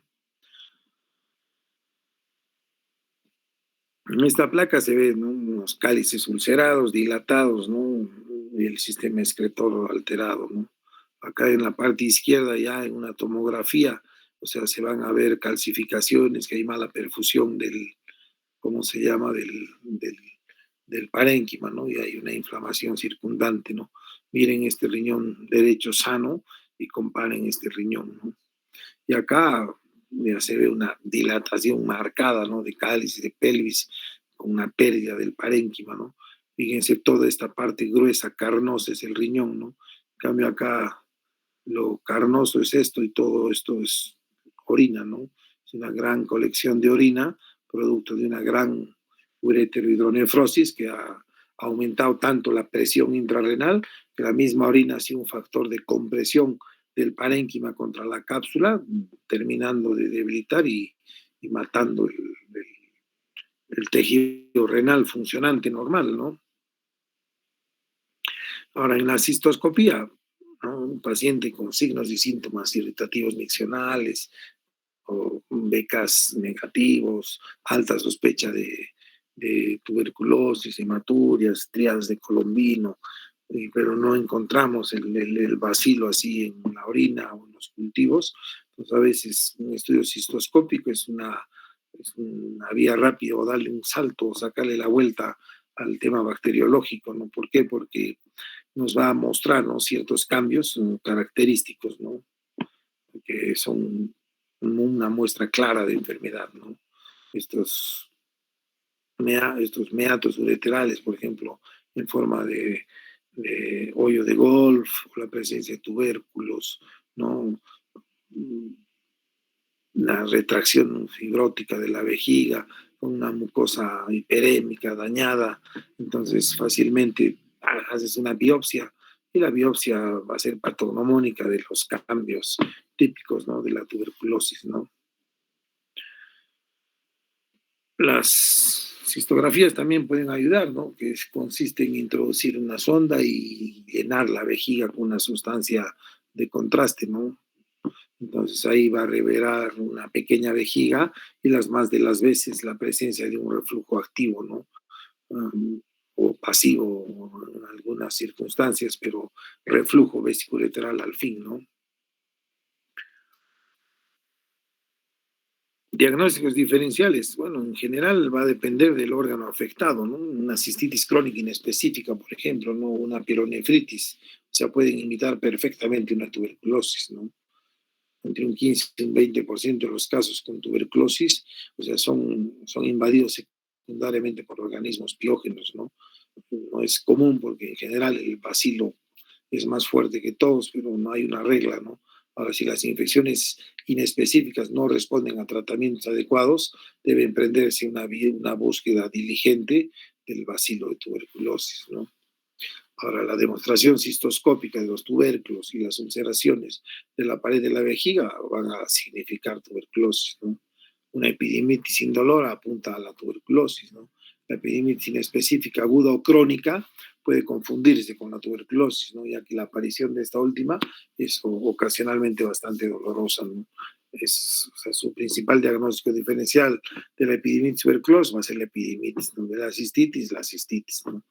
Entonces, el órgano afectado, el que en general nos va a decir que pueda o no ser una infección por tuberculosis, pero infección al fin o proceso inflamatorio inespecífico por algún motivo, ¿no? Ahora, es raro que se produzcan cambios palpatorios en las vesículas seminales, o sea, con la epidemitis inespecífica, ¿no? Pero estos son hallazgos casi rutinarios en la tuberculosis del epidídimo, ¿no? Eso lo dijimos, ¿no? O sea, si hay una vesiculitis, lo más seguro es que ese paciente tiene epidemitis, ¿no? Y esa epidemitis al 100% es tuberculosa, ¿no? Es muy raro que una infección bacteriana común del epididimo te produzca una infección en la vesícula seminal, ¿no? En cambio, si hay ambas cosas, hay que pensar que es tuberculosis. La presencia de bacilos de la tuberculosis en un cultivo de orina es siempre diagnóstica.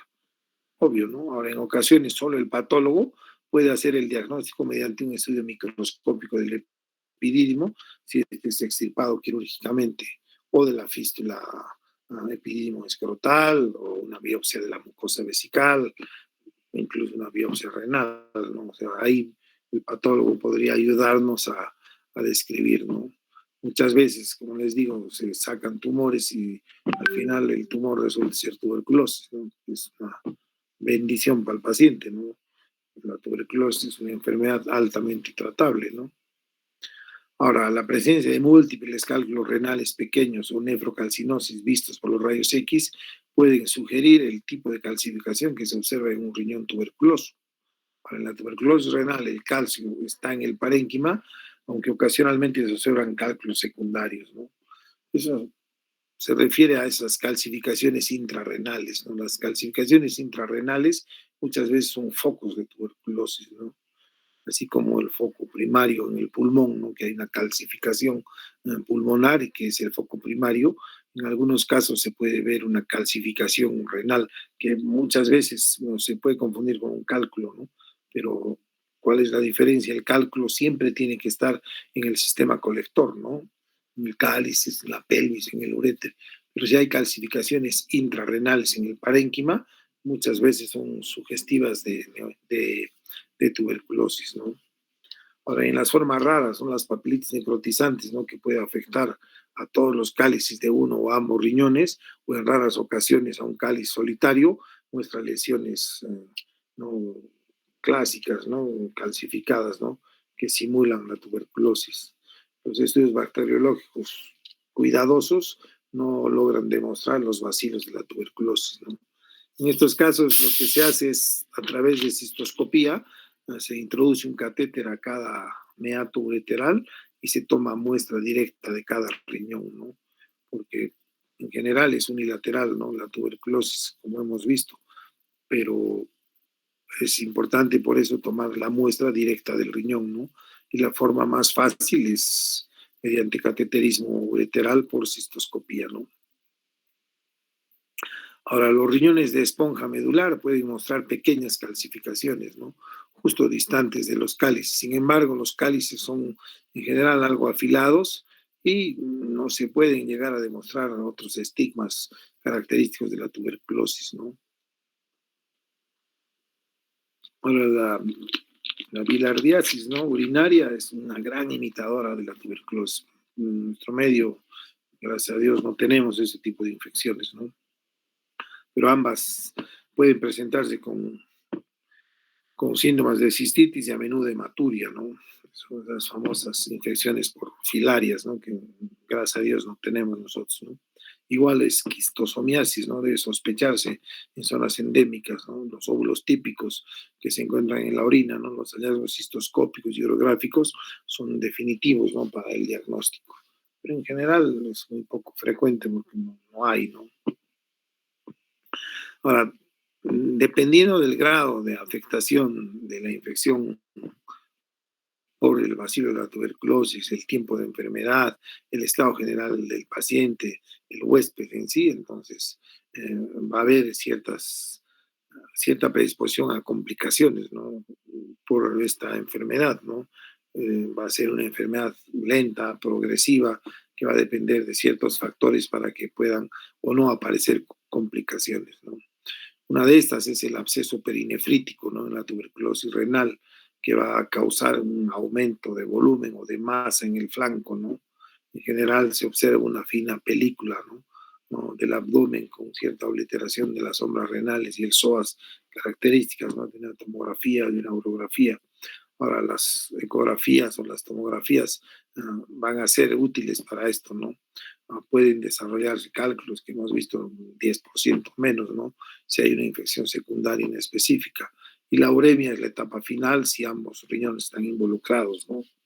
Pues la aparición de una exclusión renal, de la muerte de un riñón, es una característica que se puede ver en el paciente con enfermedad activa o como consecuencia después de un tratamiento exitoso, ¿no? O sea, terminamos de matar el germen con 10, 12 meses o 2 años y a la larga el riñón termina excluido, muerto, porque un riñón que con el tratamiento, o sea, al final lo que ha generado es una aceleración del proceso fibrótico que iba a ir a eso, ¿no? Pero terminamos fibrosando el riñón y muchos de estos pacientes terminan en nefrectomía para quitar o anular el foco infeccioso, ¿no? En el caso de que uno no tenga la certeza que la enfermedad ha curado al 100%, ¿no?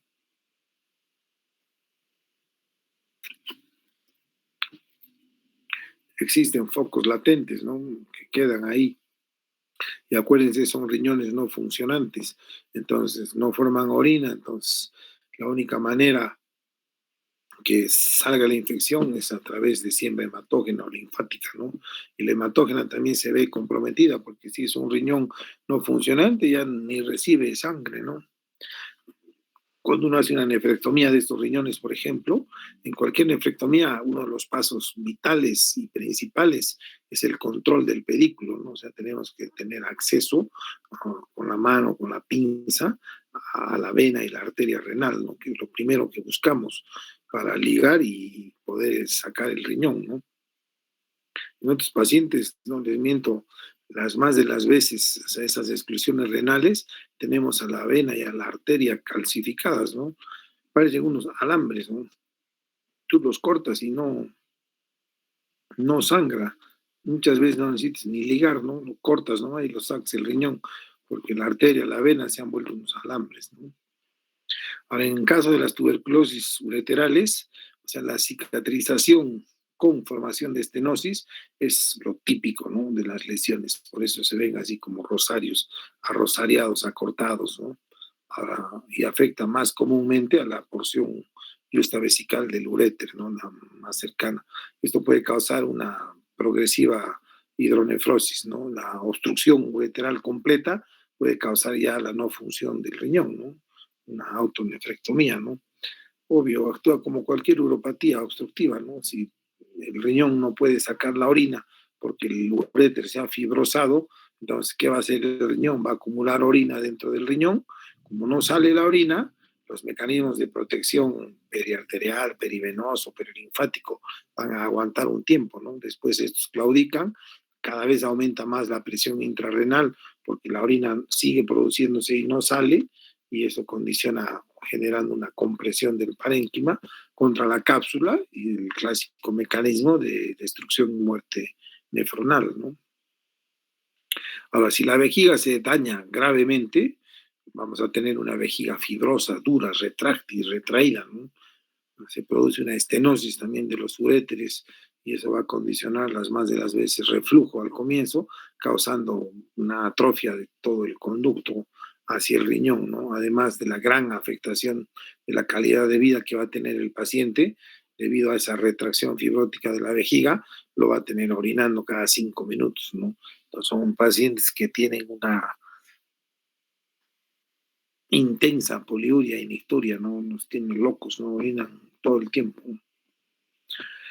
En la tuberculosis genital, bueno, sabemos que el epididimo es el más afectado, ¿no? Entonces va a tener en general una tuberculosis o un epidídimo engrosado que se puede fistulizar o no, y dependiendo del compromiso, si es bilateral, se va a producir esterilidad en el paciente, ¿no? Los abscesos del epidídimo por vecindad pueden afectar a los testículos, o lo típico, ¿no? Involucrar a la piel del escroto, y lo que dijimos, ¿no? La aparición de estas fístulas escrotales patognomónicas tan características de la tuberculosis del epidídimo, ¿no? ¿Alguna pregunta, chicos?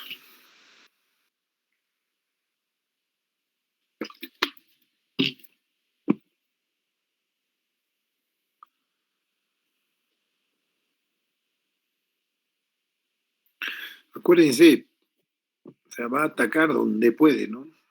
Y si un lado se ve comprometido, que es lo general, la misma progresión de la enfermedad va a ir a autoexcluir o dañar y matar ese riñón, y si es piña, contagiar al contralateral, ¿no?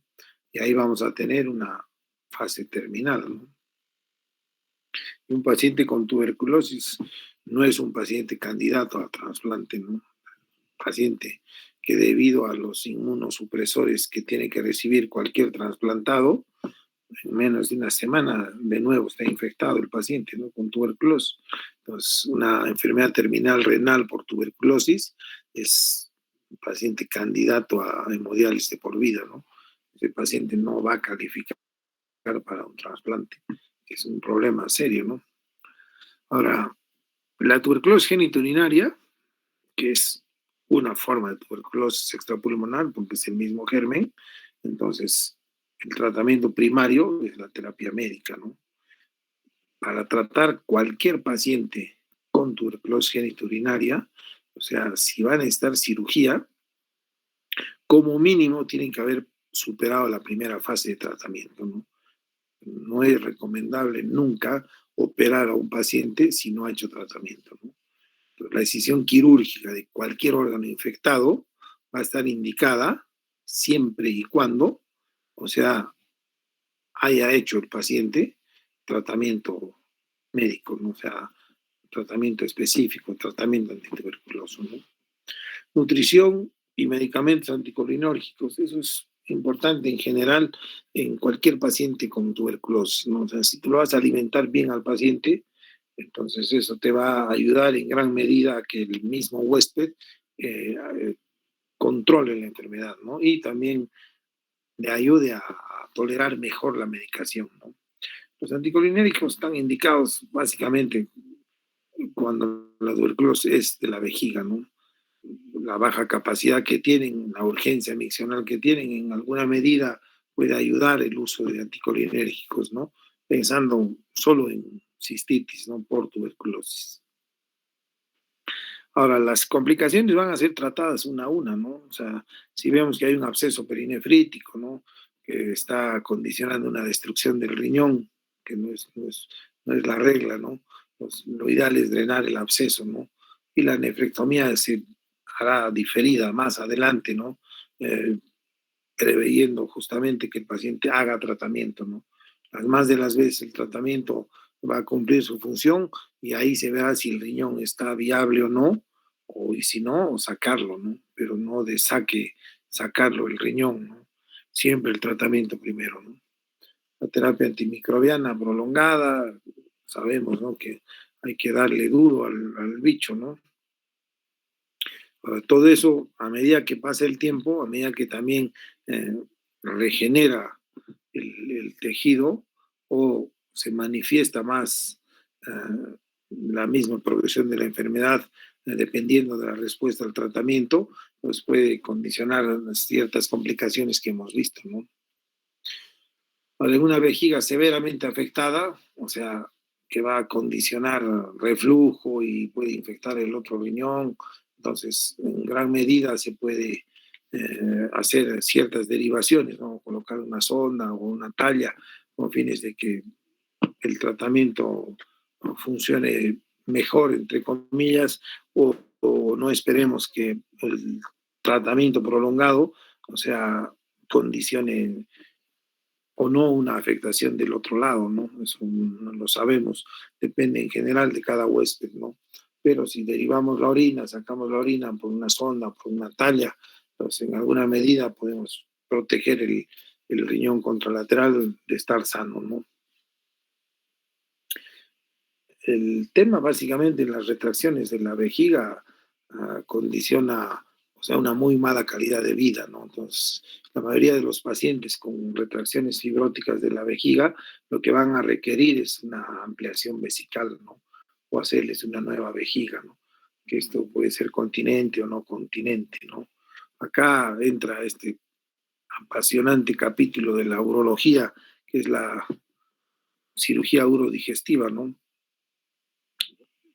Estas vejigas pequeñas se abren en dos y se le puede bajar la curvatura menor del estómago, ¿no? Con todo su pedículo y se hace una gastrocistoplastía, ¿no? Entonces, ¿qué estamos haciendo? Estamos aumentando la capacidad vesical porque la fibrosis, obviamente ya ha tratado el paciente, ¿no? La fibrosis en sí que condiciona esa retracción de la vejiga va a reducir tanto la capacidad vesical que básicamente va a ser el infierno para el paciente, ¿no? Es un paciente que va a orinar mañana, tarde y noche 50 veces, ¿no? Entonces, el único tratamiento que hay es sustituir la vejiga, ¿no? Hacerle una nueva vejiga o hacerle una ampliación de vejiga, ¿no? Entonces, se usaba estómago, se usa en ilion terminal o el colon sigmoide, ¿no? Si se fijan, acá hay un poco de vejiga y lo que se hace es bajar un segmento de ilion terminal, unos 20 o 25 centímetros de ilion a unos 30 centímetros de la válvula iliocecal, se destubulariza, ¿no? Se abre en dos para cortar el peristaltismo del ilion y se hace una especie de parche, ¿no? Hay infinidad de bolsas, ¿no? Indiana, Punchback, Mackenzie, Baker, que son muchas formas y maneras, pero lo que básicamente buscan es incrementar la capacidad vesical utilizando un segmento intestinal destubularizado. ¿Para qué? Para que no tenga contracciones. Acuérdense, la vejiga no tiene contracciones. Entonces, si tú le pones un pedazo de intestino que no está destubularizado quiere decir abrir el intestino en dos, cortar las fibras con fines de bajar la onda peristáltica, ¿no? Entonces nos va a condicionar una vejiga de buena capacidad aperistáltica y con el tiempo la absorción alta que tiene el intestino, la misma orina va a condicionar una metaplasia, va a disminuir la formación de moco y a disminuir la capacidad absortiva del ilio, ¿no? Ese problema tenía el estómago tiene una gran capacidad de absorción, ¿no? Entonces, cuando se hacían los parches o las ampliaciones con la utilización del estómago, había el serio problema, ¿no? de absorción alta, ¿no? Entonces, los pacientes hacían acidosis hipoclorémicas y como todos, ¿no? No estaban ajenos a hacer gastritis, ¿no? Química por la misma orina. Y el paciente sentía ese ardor típico, esa pirosis en la zona de la vejiga, ¿no? Y también el estómago y el moco y todo, ¿no? Con el colon pasaba algo similar, ¿no? Con la gran ventaja que el colon lo único que absorbe es agua, ¿no? Después no absorbe nada, ¿no? En cambio, el intestino absorbe cualquier tipo de sustancia que haya dentro de la orina, ¿no? Pero dependiendo, ¿no? del tiempo y el manejo, ¿no? de la vejiga y de la ampliación, entonces algunos eran candidatos a usar ilion o estómago a colon, ¿no? Dependiendo del paciente, ¿no? En niños se usaba mucho la cisto, la gastrocistoplastía, ¿no? Pero hoy quedaba abandonada porque tenían serios problemas metabólicos con el tema de las acidosis, problemas de hipercalcemia y de trastorno de crecimiento. Entonces se abandonó, ¿no? Y técnicamente también era algo complicada porque la distancia entre el estómago y la vejiga es pues, considerable, ¿no? El estómago es un órgano abdominal alto, en alguna medida casi intratorácico, ¿no? O sea, porque está ahí encima, ¿no? Debajo del diafragma, y la vejiga es un órgano pélvico, ¿no? Pero igual el pedículo daba y llegaba, ¿no? En cambio, el ilion y el colon son más fácilmente manejables porque tienen su propio meso y su mesenterio es amplio y te permite sacar segmentos, ¿no? Grandes y hacer ampliaciones grandes, ¿no? La ampliación es ponerle un segmento, ¿no? De intestino, de estómago o de colon, ¿no? Y la neovejiga es cuando ya esta vejiga no te sirve para nada, es tan pequeña, tan fibrosa, tan cicatrizal, que lo que haces es, o sea, seccionarla y lo que vas a utilizar es la uretra, ¿no? Pues haces una vejiga ortotópica, se llama, a una neovejiga completa que se hace con ilion o con colon, pero que se mantiene el aparato esfinteriano y por ende el paciente va a orinar por la uretra, ¿no? Porque la vejiga nativa o nueva o la neovejiga se coloca justamente preservando el esfínter, ¿no? Y el aparato urinario inferior va a ser el encargado de sacar la orina, ¿no? A veces no se puede eso, entonces tiene que hacer una neovejiga no continente, que se llaman heterotópicas, que no van a estar conectadas al aparato esfinteriano, entonces puede ser continente o no continente, ¿no? No continente se aboca un pedazo de la neovejiga al exterior a manera de un ostoma, entonces el paciente va a orinar hacia la pared abdominal, ¿no?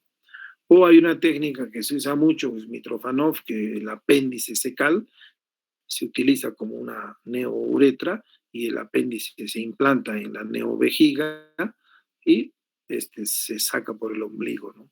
Entonces el paciente va a orinar a través del ombligo o se puede poner a un costado. Para orinar va a necesitar una sonda, ¿no? Va a tener que meter una sonda, vaciar la vejiga y botar la sonda. Pero no tiene ninguna bolsa de colostomía, el paciente está seco, ¿no? Llena su vejiga, le da ganas de orinar, pone la sonda, saca la orina y listo. Trabajoso, sí, de repente, pero es una vejiga continente, ¿no? Una no continente va a ser una vejiga que está ostomizada a una bolsa y constantemente va a salir, tienes que andar con tu parche, con tu bolsa, ¿no? Que es todo un tema, ¿no? ¿Alguna pregunta sobre lo que es cirugía urodigestiva? Eso hemos hecho bastante, ¿no? Porque tuberculosis hemos tenido un montón. Ahora ha bajado un poco, o sea, el tema de, no sé por qué, sinceramente, ha bajado, o sea, una de las causas es porque, bueno, se están tratando mejor, ¿no? Médicamente o a tiempo estos pacientes, ¿no? pero un tiempo ya teníamos siempre pacientes con vejigas retráctiles y a la mayoría le hacíamos ampliaciones, ¿no? Con ilion más que con colon, ¿no? Colon se usa mucho en niños, en el adulto en general se usa más ilion, ¿no? Pero eso depende mucho de la preferencia del cirujano también, ¿no? Hay algunos más familiarizados a estar con el colon y otros con el ilion, ¿no? Con respecto al tratamiento, esto ya es un tema que, como se llama, hay que revisarlo, ¿no? En casa. Sabemos que hay una primera fase y una segunda fase, ¿no? La idea es darle con todo. En la primera fase siempre exigir un cultivo con un antibiograma para no estar tratando una tuberculosis drogoresistente con una primera línea de tratamiento, ¿no? Sabemos que los medicamentos, ¿no?, para la tuberculosis o antituberculosos se clasifican, ¿no?, por grupos, ¿no?, como agentes de primera línea, agentes inyectables de segunda línea, tercera línea las quinolonas, cuarto ciertos agentes, ¿no?, y igual un quinto grupo, ¿no?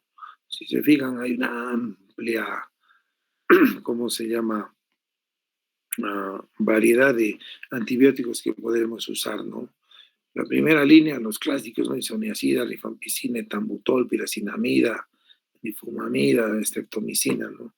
El segundo, calamicina, amicacina que hay, ¿no?, en los quinolonas, levo o moxifloxacino, ¿no? Ya de los de segunda línea, bacteriostáticos orales, tenemos ya cicloserina, el ácido paramino salicílico, etienamida, ¿no?, el famoso ETO. Igual en el grupo 5, ¿no?, hay más todavía, ¿no? Clavulánico, que es común, meropenem, o sea, que se pueden utilizar siempre y cuando el cultivo nos indique, ¿no? Esto es importante, los factores de riesgo para tuberculosis resistente, ¿no? En general, el fracaso a un esquema de medicamentos de primera línea, ¿no? O un contacto de caso confirmado de tuberculosis resistente, ¿no? Que no tiene la sospecha, ¿cómo se llama?, de que está tratando un paciente drogoresistente o extremadamente resistente. Tienes que tener mucho cuidado en su atención, en su manejo de muestras, ¿no? Hace unos 3 4 años nos metimos un susto porque vino un paciente con una fimosis, vino su historia nueva, ¿no? Porque ese es un problema, ¿no? En el Ministerio de los Pacientes con Tuberculosis tienen una historia blanca, ¿no?, que es diferente. Ellos asisten al programa de tuberculosis, ¿no? Se hacen interconsultas, pero cuando haces la interconsulta, o sea, el paciente viene con una historia normal de consultorio, no viene nunca con la ficha o la historia de tuberculosis, ¿no? Me acuerdo, un tipo de 46 años, vino una fimosis, lo vimos así con los alumnos al toque, fimosis, le pedimos un prequirúrgico, es una cirugía ambulatoria, todo lo que es cirugía genital es cirugía de día, ¿no?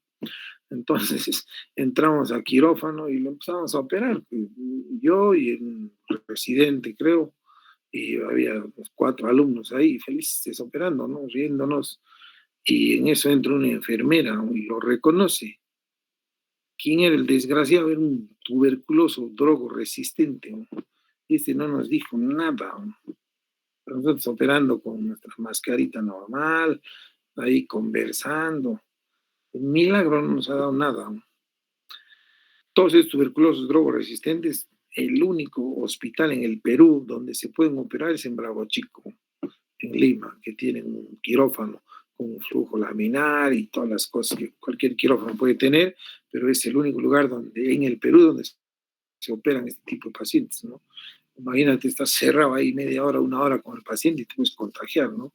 Entonces, un factor de riesgo es que haya contacto con un paciente con tuberculosis resistente, ¿no? O otro, que haya recaída dentro de los siguientes 6 meses de haber sido dado de alta, ¿no?, de un esquema con medicamentos de primera línea, ¿no?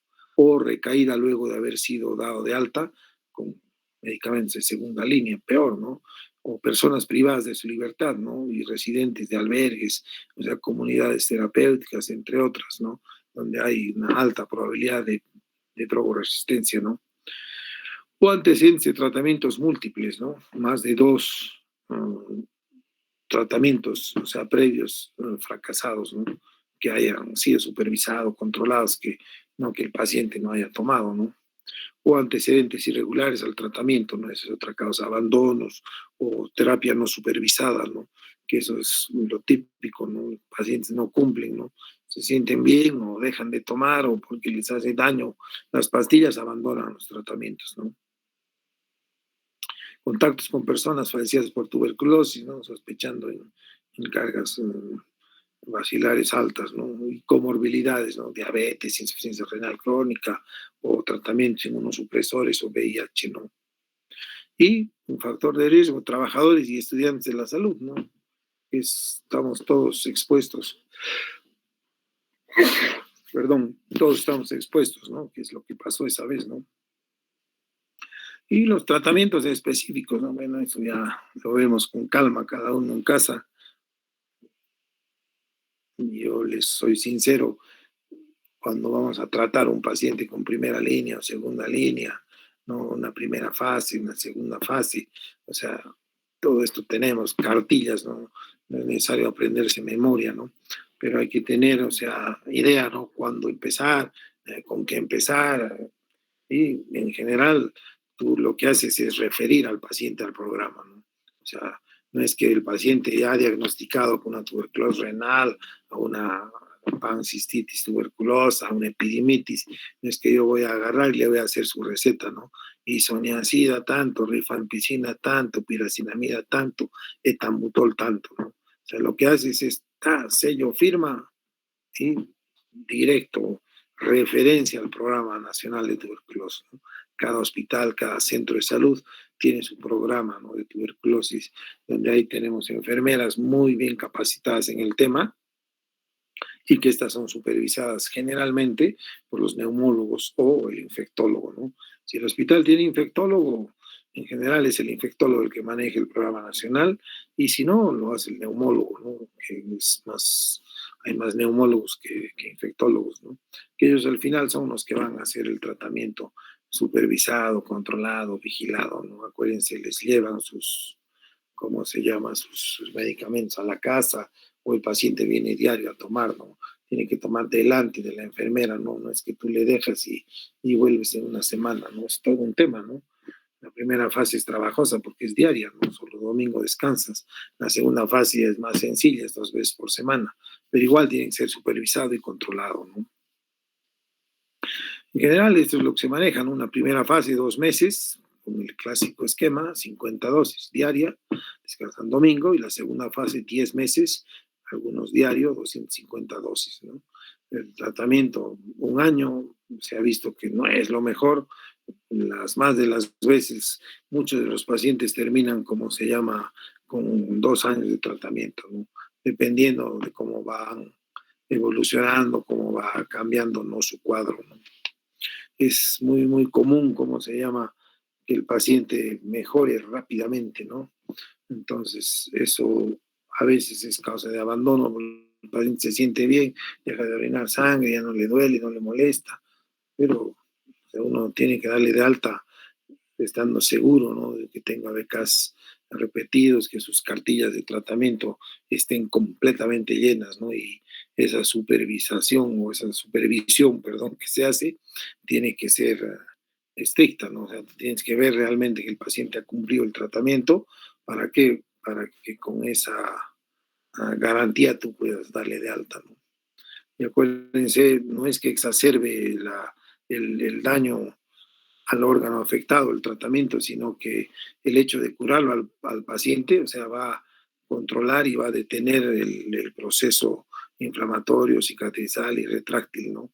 Pero una vez establecido esto, entonces, por el tiempo del tratamiento, que en general es 10, 12 meses o 2 años, entonces vamos a encontrarnos que ese órgano que hemos tratado ya está o no funcionante o está tan dañado que ahí recién va a entrar la cirugía a tallar, ¿no?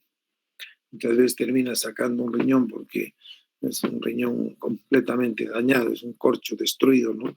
Que puede tener focos ocultos de tuberculosis o generar a veces sangrados, molestias. Entonces, un órgano que no funciona es una bomba de tiempo ahí adentro, ¿no? Es mejor sacarlo que tenerlo ahí, ¿no? Siempre, obviamente, demostrando que el órgano es ya no funcionante, ¿no? Ahí, lo importante, o sea, la indicación quirúrgica, ¿no? Si el paciente se va a operar, o sea, tiene que reunir ciertas condiciones, ciertas características para poder operarlo, ¿no? Ya no es que lo vamos a, ¿cómo se llama?, a operar a todos antes o después, ¿no? O sea, hay que ver el grado de respuesta y de recuperación del órgano infectado, que en general, si está bastante dañado, pues con el tratamiento no es que vamos a acelerar el daño, ¿no? Sino el paciente se va a curar y vamos a ver cómo quedó el órgano, ¿no? Y la fibrosis en general no es tratada porque no hay forma de tratar, es ya una cicatriz, un daño estructural al órgano, ¿no? Entonces, obviamente si se daña eso, se va a dañar la función del órgano, ¿no? ¿Alguna pregunta, chicos? Doctor, una Doctor, consulta. buenas noches. Una duda.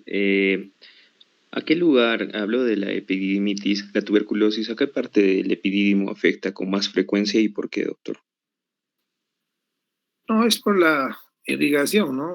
El epididimo, acuérdate, tiene una cabeza, tiene un cuerpo y una cola, ¿no? La zona en general más afectada, por ser la más vascularizada y es la porción mayor del epidídimo, es la cabeza del epidídimo, ¿no?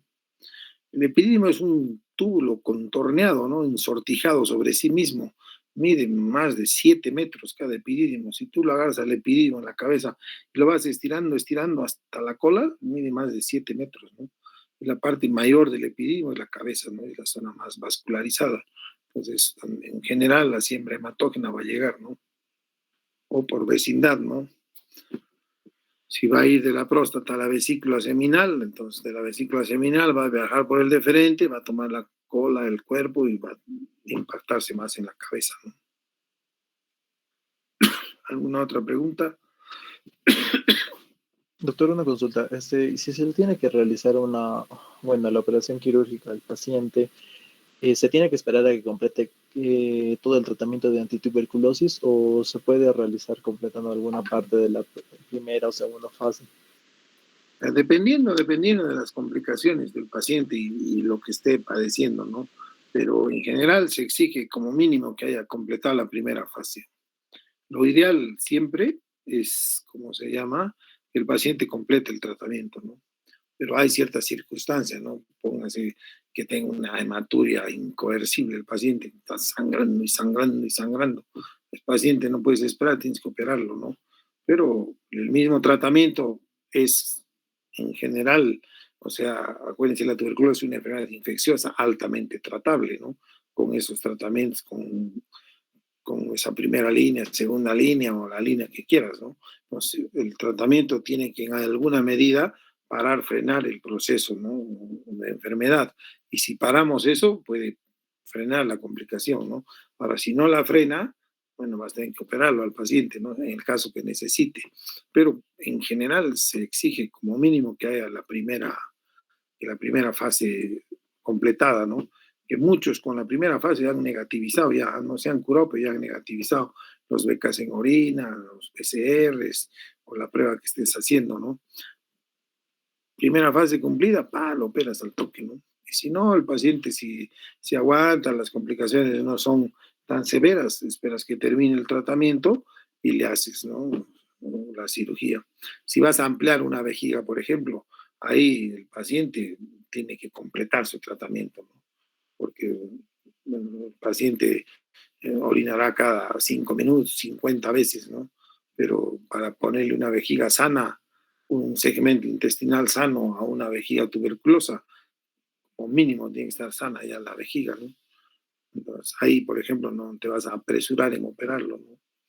Pero en general es así, ¿no? Primera fase cumplida, cualquier paciente en teoría podría operarse, ¿no? Lo ideal es que complete su tratamiento y después operarlo, ¿no? Pero dependiendo, ¿no?, de las complicaciones, la morbilidad que tenga el paciente. Si es muy sintomático, está con muchos problemas, ¿no?, tendrás que solucionarlo, ¿no? ¿Alguna otra pregunta? En general, o sea, el paciente, cuando uno lo ve por una tuberculosis genitourinaria a un enfermo X, entonces viene al consultorio, uno lo revisa, va, demuestra la tuberculosis, el paciente se va al programa, ¿no? Y son los del programa que según cómo va evolucionando te lo mandan, ¿no? Una vez cada 2 meses o cada 3 meses, te avisan que ha completado la primera fase, después la segunda fase en qué etapa va y ahí recién tú pides un urograma o una cistoscopía para ver cómo está progresando la enfermedad, ¿no? Y ahí verás si necesita operarse, pues de acuerdo al estado general del paciente, a cómo está avanzando con su medicación.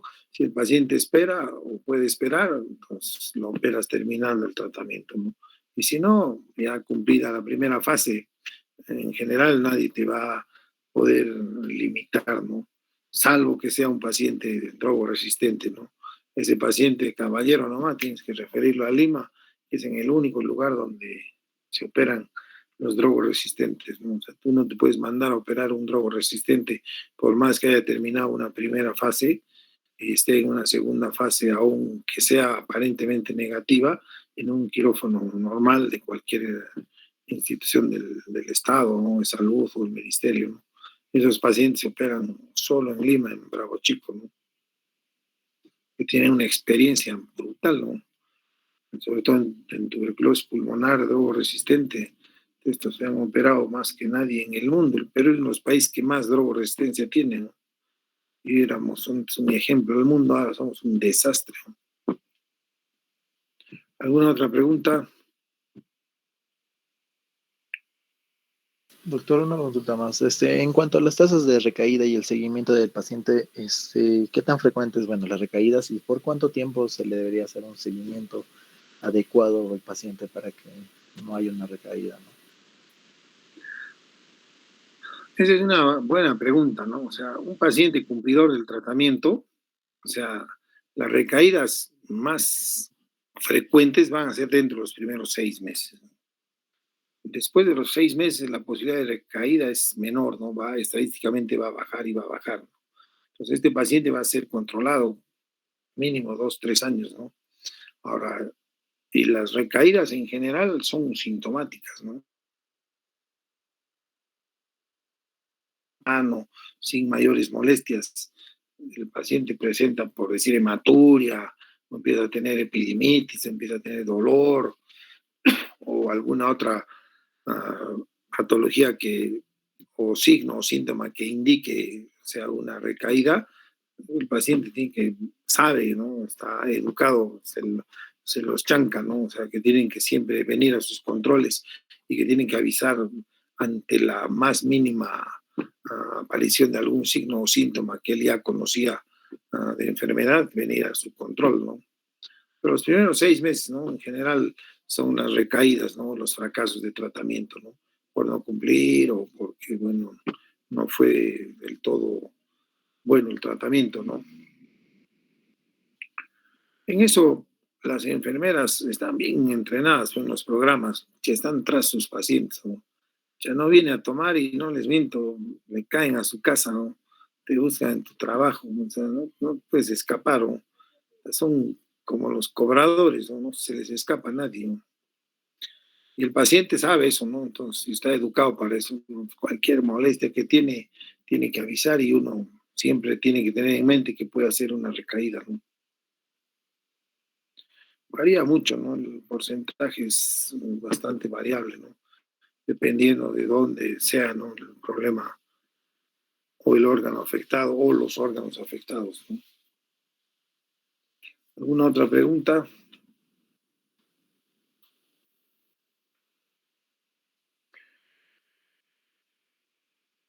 Bueno, chicos, ya estamos